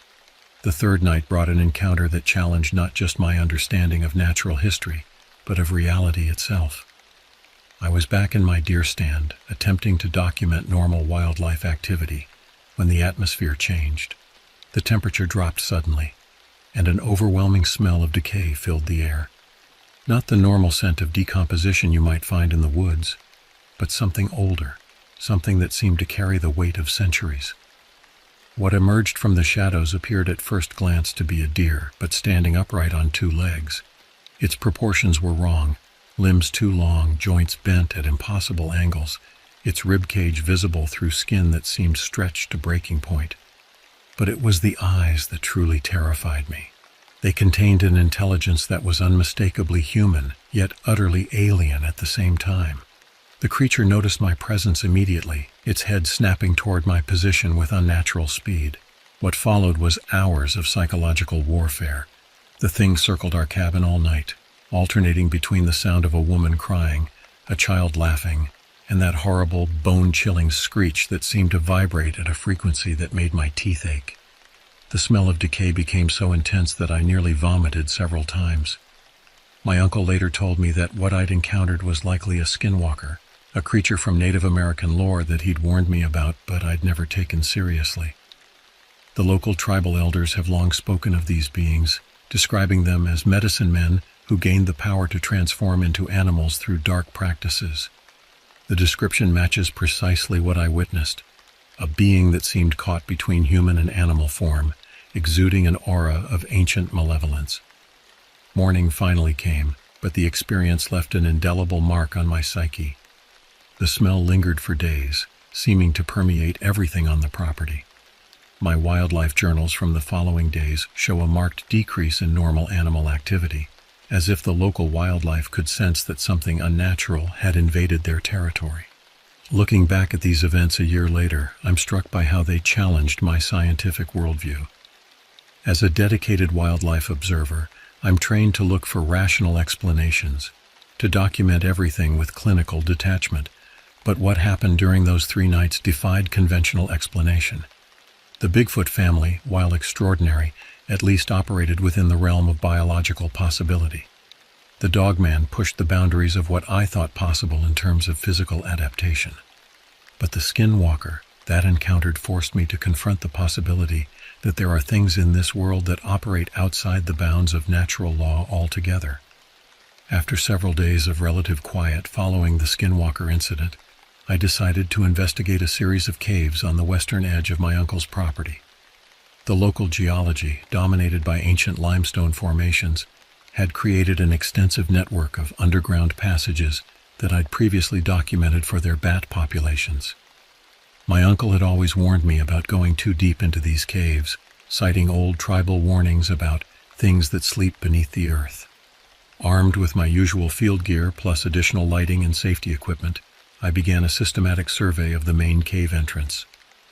The temperature drop was immediate and severe, typical for these underground systems, but something about the air quality felt wrong. My digital thermometer showed a reading of 52 degrees Fahrenheit, but it felt much colder, with an unusual dampness that seemed to cling to my skin. The first unusual sign appeared about 100 feet in, petroglyphs that I'd never noticed before, despite having visited these caves dozens of times. The images depicted what appeared to be tall, thin figures with elongated limbs, surrounded by smaller, more human-like forms and poses, suggesting supplication or worship. The artistry was crude, but conveyed a sense of movement that made the figures seem almost alive in the beam of my headlamp. I returned to the caves the next day with better documentation equipment, a high-resolution camera, detailed mapping tools, and a digital voice recorder for notes. The petroglyphs had sparked my scientific curiosity, overwhelming any lingering fear from the previous week's encounters. What I found deeper in the cave system challenged my understanding of both geology and biology. About 200 feet in, the limestone walls gave way to a different type of rock formation that I couldn't identify. The surface was smooth, almost glassy, with patterns that resembled circuit boards more than natural mineral deposits. My attempts to take samples proved futile. The material was harder than anything I'd encountered in my geological surveys. The real shock came when I reviewed my photographs that evening. Every image taken near the unusual rock formations showed strange distortions, not the typical camera artifacts or lighting issues, but geometric patterns that seemed to hover just at the edge of comprehension. Even more disturbing, several photos captured what appeared to be figures standing in the background, visible only when the images were enhanced. They matched the shapes from the petroglyphs, impossibly tall, with limbs that bent at unnatural angles. The third day of cave exploration proved to be the most terrifying. I'd penetrated deeper into the system than ever before, following a narrow passage that seemed to spiral downward at an impossible angle. My mapping equipment began malfunctioning, showing contradictory readings that suggested I was simultaneously descending and ascending. The passage eventually opened into a chamber that defied all logical explanation. The walls pulsed with a faint bioluminescence, revealing a space that seemed to shift and change when viewed directly. At the center stood what I can only describe as a doorway, a perfect rectangular opening in the rock face that appeared to lead nowhere, yet somehow felt like it led everywhere at once. The air near the doorway rippled like heat waves rising from hot asphalt, but the temperature readings showed a steady drop the closer I got to it. My voice recorder captured something that I didn't hear at the time, a low-frequency hum that, when analyzed later, contained patterns too regular to be natural cave acoustics. What happened next still feels like a dream, but my journal entries and recordings confirm the reality of it. As I stood studying the doorway, the chamber's bioluminescence intensified, and figures began emerging from the shadows. They moved with a fluid grace that made my brain hurt trying to process their locomotion, as if they were flowing through dimensions that human eyes weren't meant to perceive. These weren't the cryptids from the previous week. These beings seemed to exist at the intersection of biology and geometry, their forms constantly shifting between shapes that appeared almost human and configurations that defied Euclidean space. They made no sound, but I felt their communication as pressure changes in my skull, concepts and images that my consciousness struggled to translate into coherent thoughts. The final day of my investigation brought everything full circle. I awoke in my bed at the ranch house with no memory of leaving the cave, but my clothes were covered in a fine, iridescent powder that seemed to evaporate when touched. My uncle was waiting for me in the kitchen, his expression grave. He revealed that his family had been guardians of this land for generations, not just as ranchers, but as keepers of an ancient trust. The caves, he explained, were more than just geological formations. They were thresholds to something else, something that the local tribes had known about for millennia. The cryptids I'd encountered in the first week weren't separate phenomena, but manifestations of whatever existed beyond those thresholds, bleeding through into our reality. A year has passed since these events, and I've struggled with how to present this information to the scientific community. My background in wildlife biology and geology provides no framework for understanding what I encountered. Yet my detailed journals, photographs, and recordings prove that something extraordinary occurred during those 2 weeks. The ranch continues its normal operations. The sheep graze peacefully in their pastures, the elk and deer follow their ancient migration patterns, and the daily rhythm of ranch life goes on. But sometimes, especially during the full moon, I hear sounds carrying across the valley that don't match any known wildlife. The cave entrance has been sealed with heavy steel doors, marked with warnings in multiple languages and symbols whose meaning I'm only beginning to understand. I continue my wildlife observations, but my journals now include a separate section for phenomena that don't fit into conventional biological classifications. The local tribal elders have begun sharing more of their traditional knowledge with me, teaching me to recognize the signs of when the boundaries between worlds grow thin. Perhaps most importantly, I've learned that there are some mysteries that science isn't ready to explain, some truths that can only be understood by accepting that our reality is far stranger and more complex than we imagine. The creatures I encountered, the Bigfoot family, the Dog Man, the Skinwalker, and those beings in the cave, may someday be explained by advances in our understanding of physics, biology, or dimensions we haven't yet discovered. Until then, they remain what they've always been. Reminders that we are not alone in this world, and that some frontiers of knowledge are better approached with humility and respect rather than pure scientific skepticism.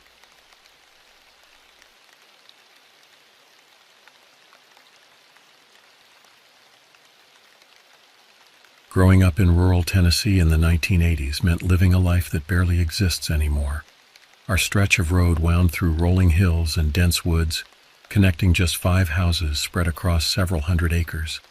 Every mailbox bore the same family name, property passed down through generations since my great-grandfather first settled there after the Civil War. I'm writing this now as a retired veteran, having served tours in both Iraq and Afghanistan. Combat changes you, teaches you about fear in ways most people never understand.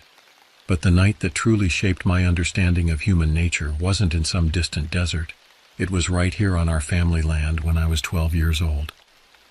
Before I tell you about that September night in 1987, you need to understand what life was like in our corner of Tennessee. We lived about 40 miles outside of Knoxville, far enough that the city lights never dimmed our stars. My mom and I shared a 2-story farmhouse that sat about 200 yards across a pasture from my grandfather's place. The basement bedroom was mine, cool in summer, freezing in winter, but it offered easy access to the outside world through a small window that my mom pretended not to know about. Our property bordered the Walters, though everyone called their daughter Twin because she and I were inseparable. Her real name wasn't important, even our teachers used the nickname. She lived across our 170-acre field, and despite being a year younger, she understood me in ways nobody else did. We shared everything: hunting spots, stolen cigarettes, dreams about escaping our small town, and the kind of unshakable friendship that only forms in those precious years before the world starts demanding you grow up. My grandfather taught me to hunt when I was 9. Not just the mechanics of it, how to hold a rifle, how to track deer, but the deeper knowledge that comes from generations living off the same land. He showed me how to read the woods, which mushrooms were safe to eat, where the springs ran clear year-round, how to spot the subtle signs of changing seasons before they became obvious. "This land knows us," he'd say, running his calloused hand along a tree trunk. "Been feeding and protecting our family longer than any of us been alive. You treat it right, it'll keep doing that." By 12, I knew every inch of our property. I could navigate it blindfolded, sensing the slight changes in elevation, recognizing individual trees by touch. The three-wheeler helped, a massive red Honda that had already survived 2 older cousins. It was dangerous as hell, but it was freedom. I learned its quirks like you'd learn a wild horse's temperament, which gear stuck, how much throttle it needed on hills, when it would try to flip if you turned too sharp. Twin shared my love for the land, though her family was newer to it. They'd only been there 3 generations, as her grandfather liked to joke. She took to hunting like she'd been born to it, showing more patience in a deer stand than most grown men. We'd spend hours in silence, watching the woods, learning its rhythms. Twin and I first noticed something wasn't right in our town during the summer of '86. Little things at first. Expensive new trucks appearing in driveways of people we knew worked at the lumber mill, late-night visitors at certain houses, hushed conversations between adults that stopped when kids came around. Our bus driver, Mrs. Halton, had been taking us to school for years. She knew every kid by name, kept track of birthdays, and always had hard candies in her pocket for the younger ones. Her route took us past the Wilson house every morning, and that's where we started noticing changes.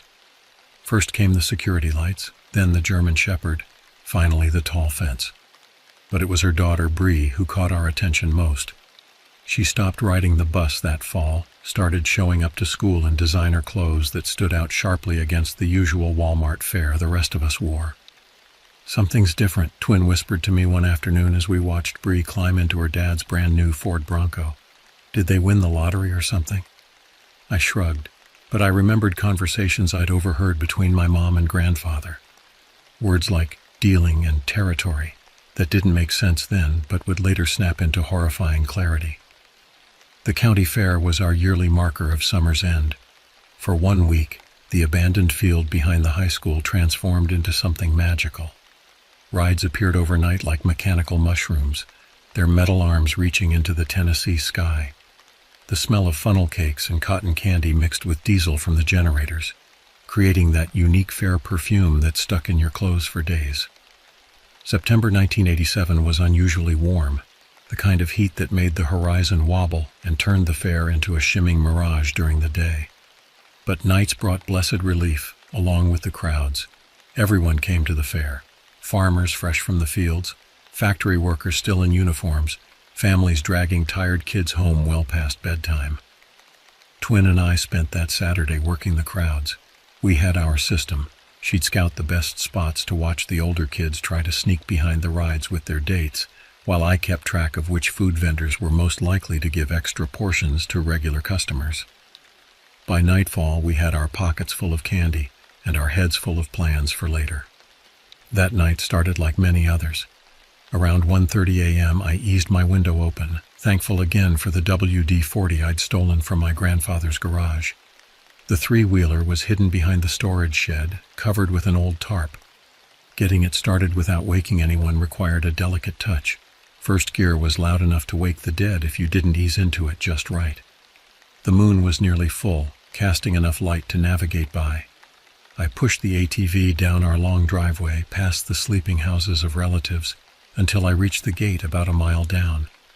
Only then did I dare start it up, the engine's rumble muffled by the surrounding woods. Twin was waiting at our usual spot wearing her brother's old camo jacket. "Did you get them?" she whispered as I killed the engine. I pulled out the pack of Marlboros I'd lifted from my mom's purse, along with her old Zippo lighter. Small victories. The hunting blind had become our sanctuary over the past year. My uncle built it different from the usual platforms. This was a real shelter with walls and a roof, raised 15 feet off the ground on sturdy posts. Inside, it was barely big enough for 3 people to sit, but it had a propane heater for winter and actual carpet on the floor. The view covered both the main field and the edge of the woods, making it perfect for deer hunting, or in our case, for feeling like we had our own private watchtower. The first sign something was wrong came around 3 a.m. Twin and I were sharing a cigarette, talking about the fair and who was dating who when we heard it. Footsteps in the underbrush. Heavy ones. Not the usual deer or raccoon sounds we were used to, but deliberate human movement. "Your uncle?" Twin whispered, but I shook my head. He was out of town with my cousin at a hunting competition in Kentucky.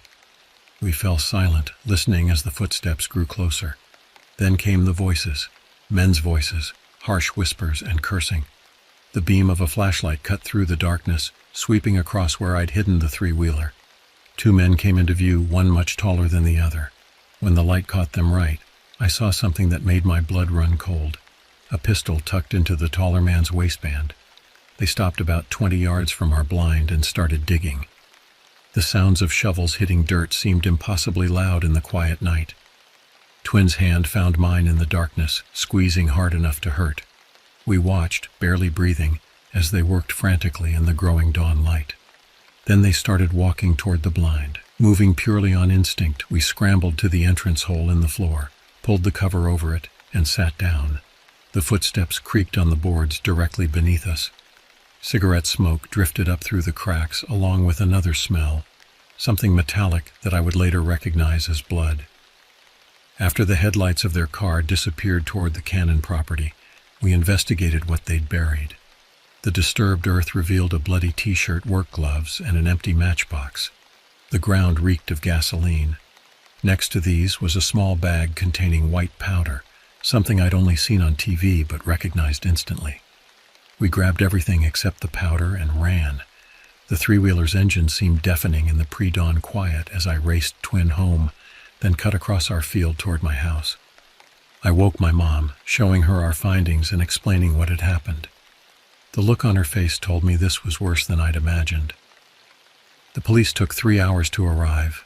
By then, the sun was up, and our peaceful woodland seemed almost normal again. Almost. They found 3 large bags of cocaine buried in the soil where we'd indicated. One detective pulled me aside, his face grave. "Son, you're lucky to be alive. Those men murdered 2 people tonight over these drugs. They were hiding evidence." The investigation revealed the truth about Bree's father and the changes in our town. He'd been running drugs through our quiet community, using its isolation to his advantage. That night, he'd eliminated some competition, permanently. The case broke our town's innocence wide open. Arrests followed, secrets spilled out, and nothing felt quite the same afterward. Twin and I stayed friends through high school, but our nighttime adventures took on a different tone. We still went hunting, still shared secrets, but always with one eye on the shadows. Even now, decades after serving in 2 war zones, I never enter the woods unarmed. That night taught me that the most dangerous predators aren't the ones that hunt with claws and fangs. They're the ones that look like your neighbors, drive their kids to school, and carry pistols in their waistbands. The hunting blind still stands, though it's been rebuilt several times. Sometimes when I visit home, I walk out there in the daylight. Standing underneath it, I can still hear the creaking of those footsteps, still smell that mixture of cigarettes and blood. The woods don't feel as magical as they once did, but they taught me something valuable. Evil doesn't announce itself with dramatic flair. It walks quietly, does its work in darkness, and sometimes passes right beneath you while you hold your breath and pray it doesn't look up.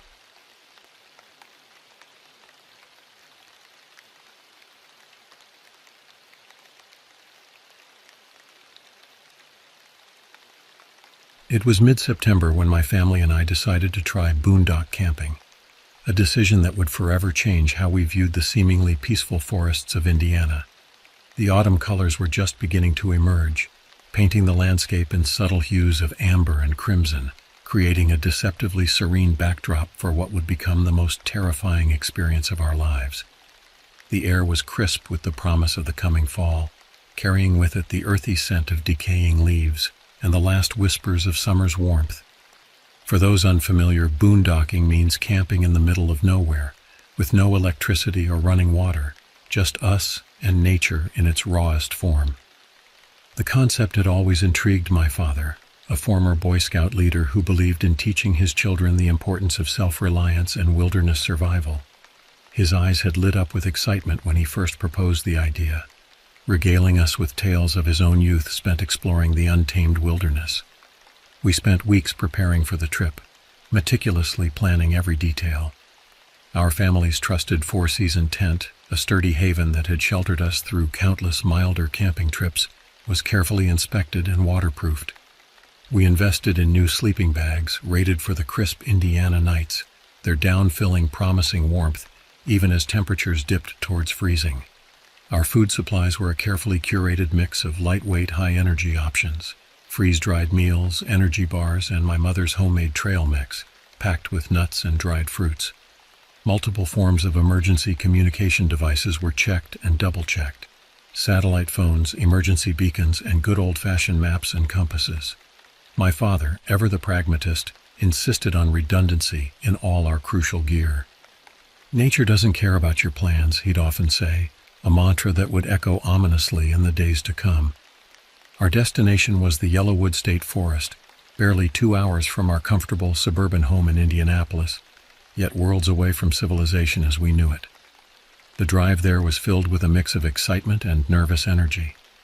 My younger sister Lily, 13 and full of endless enthusiasm despite her initial reservations about the trip, chattered incessantly about the wildlife we might see. I, at 16, affected an air of cool indifference, though secretly I shared her excitement. Our German shepherd, Duke, a highly trained former police dog my father had adopted 3 years ago, sat alertly in the back, his ears perking up at every new sound as we left the familiar cityscape behind and ventured into increasingly rural territory. As we drove deeper into the forest, the paved roads gave way to gravel, then to rutted dirt tracks that tested our SUV's suspension. The trees grew denser, their branches forming a canopy overhead that filtered the sunlight into a dappled pattern on the forest floor. The air grew noticeably cooler and damper as we penetrated further into the heart of Yellowwood. An inexplicable sense of unease began to settle over me, a feeling I initially dismissed as simple nervousness about the unfamiliar environment. We arrived at our chosen spot late in the afternoon, deep within the forest where the dirt road had long since given way to barely visible tire tracks.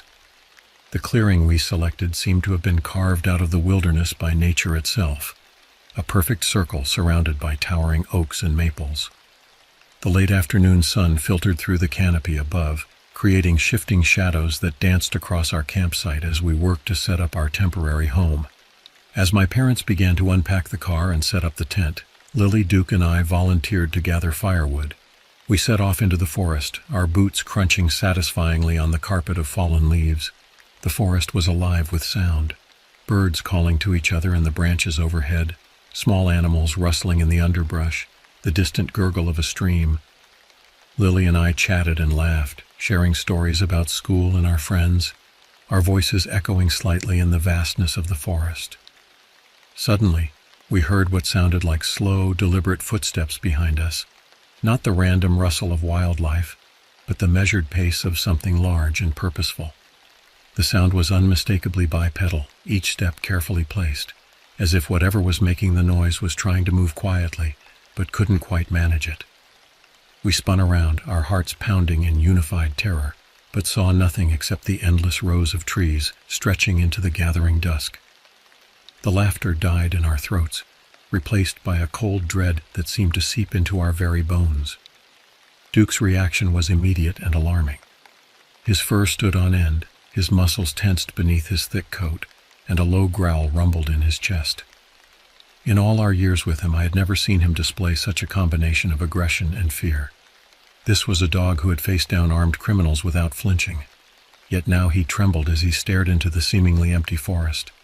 I knelt down trying to calm him, my hands shaking as I stroked his bristling fur. "It's just a squirrel, boy," I said, more to reassure myself and Lily than Duke, whose training and instincts I had learned to trust implicitly. Deep down, I knew it wasn't a squirrel. No squirrel had ever elicited such a response from our normally unflappable companion. We hurried back to the campsite, our arms laden with hastily gathered wood, our eyes darting nervously at every shadow. We didn't mention the incident to our parents, not wanting to worry them or appear childish. But as the day wore on and darkness began to fall, I couldn't shake the feeling that we were being watched, that something out there in the vastness of the forest was aware of our presence and waiting. Night fell quickly, as it often does in the forest, the darkness seeming to seep up from the ground rather than descend from above. We were all in the tent, trying to maintain a sense of normalcy by playing cards by lantern light, listening to music on a portable speaker, and joking around as if we were simply camping in our backyard. The thin nylon walls of the tent seemed a pitifully inadequate barrier against the vast, dark wilderness outside. Every snapping twig, every rustle of leaves seemed magnified in the stillness of the night, setting our nerves on edge. Mom and Lily fell asleep early, exhausted from the day's activities and lulled by the gentle chorus of crickets and distant owls. This left just Dad and me awake, sitting near the tent's entrance and speaking in hushed tones about his own camping experiences as a young man.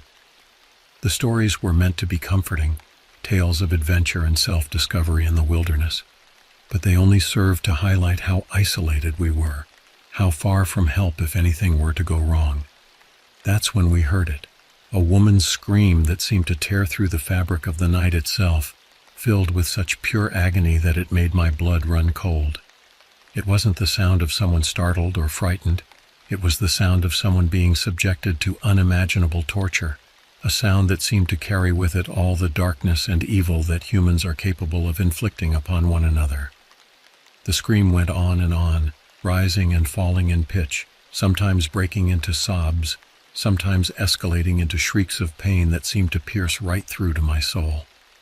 Dad and I rushed out of the tent, our hearts pounding so hard I could feel my pulse in my throat. The beam of our flashlights cut through the darkness like knives, but revealed nothing except trees and undergrowth, their shadows seeming to shift and dance mockingly just beyond the reach of our lights.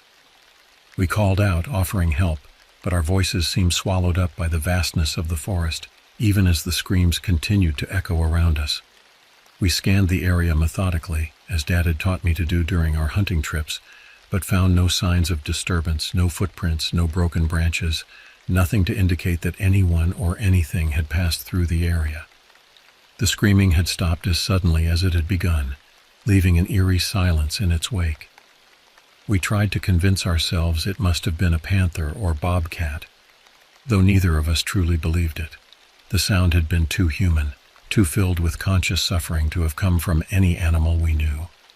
We returned to the tent, staying awake to keep watch, our bodies tense and our nerves frayed.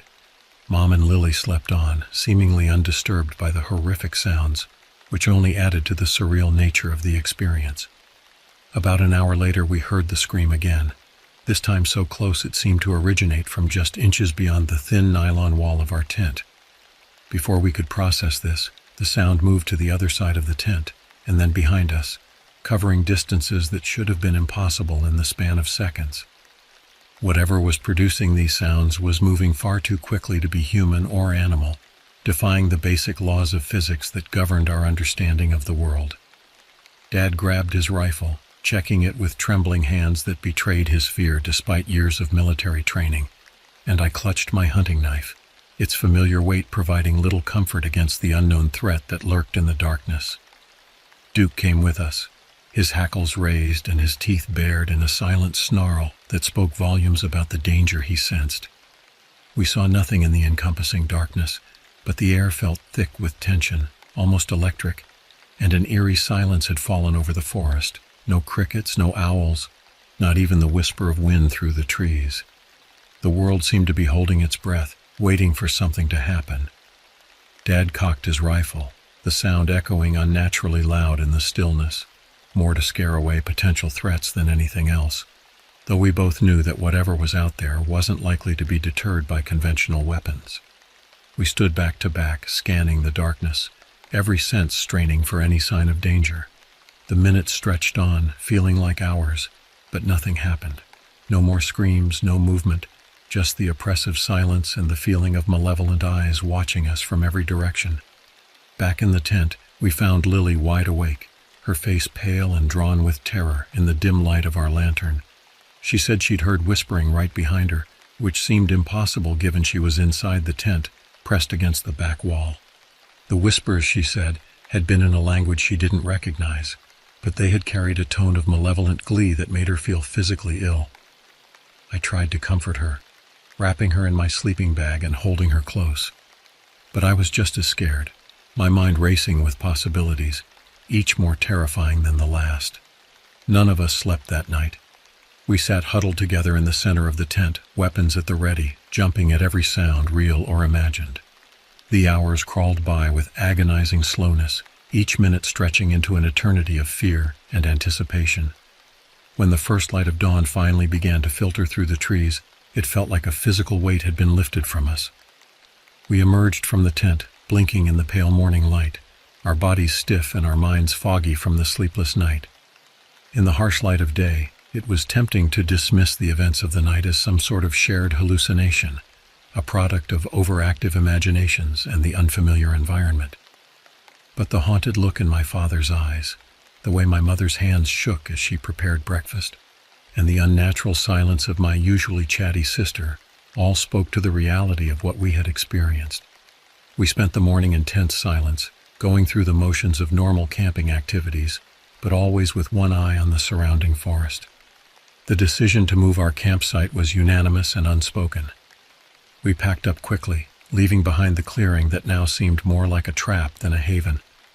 We found a new spot closer to other campers, hoping for safety in numbers. The new location was near a group of experienced-looking hunters, their presence providing a false sense of security that would prove woefully inadequate. As we set up our tent again, I couldn't shake the feeling that we were making a mistake, that we should be fleeing the forest entirely rather than simply changing locations within it. That night was even worse than the first. While our parents were on a short walk to gather more firewood, none of us wanting to venture out alone anymore, Lily and I heard that bone-chilling whisper again, right beside the tent. The sound seemed to come from exactly at ear level, as if someone, or something, was crouching next to us, its mouth pressed against the tent fabric. The whispers were clearer this time, a string of sibilant sounds that seemed to slither through the air, carrying meaning without words, filling our minds with images of darkness and decay. Before we could react, an ear-splitting scream erupted from just outside, as if someone was being murdered right next to us. The sound was so close and so intense that it physically hurt our ears. Yet when we looked outside, the nearby campers showed no reaction, as if they hadn't heard anything at all. They continued their quiet conversations around their campfire, seemingly oblivious to the horrific sounds that had us paralyzed with fear. We stayed awake until dawn, huddled together in the center of the tent, weapons at the ready, though we all knew they would be useless against whatever was tormenting us. The night was filled with more whispers, screams, and sounds that defied description, scratching at the tent walls, heavy breathing that seemed to come from all around us, and at one point what sounded like hundreds of fingers tapping rapidly on the roof of the tent. As soon as the first light of day began to filter through the trees, we packed up and left as quickly as we could, leaving behind several pieces of camping equipment in our haste to escape. The drive home was silent, each of us lost in our own thoughts, trying to process what we had experienced. To this day, we don't know what was in that forest, but we're certain it wasn't any animal we know of. The experience changed us all. Dad sold most of his camping gear, Mom refuses to discuss what happened, and Lily still has nightmares about those whispers. One thing's for sure, we'll never go back to Yellowwood State Forest again. Some mysteries I've learned are better left unsolved, some places better left unexplored, and some corners of our world better left in darkness. The wilderness we discovered holds more than just natural wonders and peaceful solitude. It holds secrets, ancient and malevolent, that are best left undisturbed. And sometimes the most terrifying thing isn't what you can see, but what remains hidden, whispering in the darkness, just beyond the reach of your campfire's light. Hey everyone, if you enjoy my content, don't forget to check out my second channel. The link is in the description or the comments. Your support means the world to me.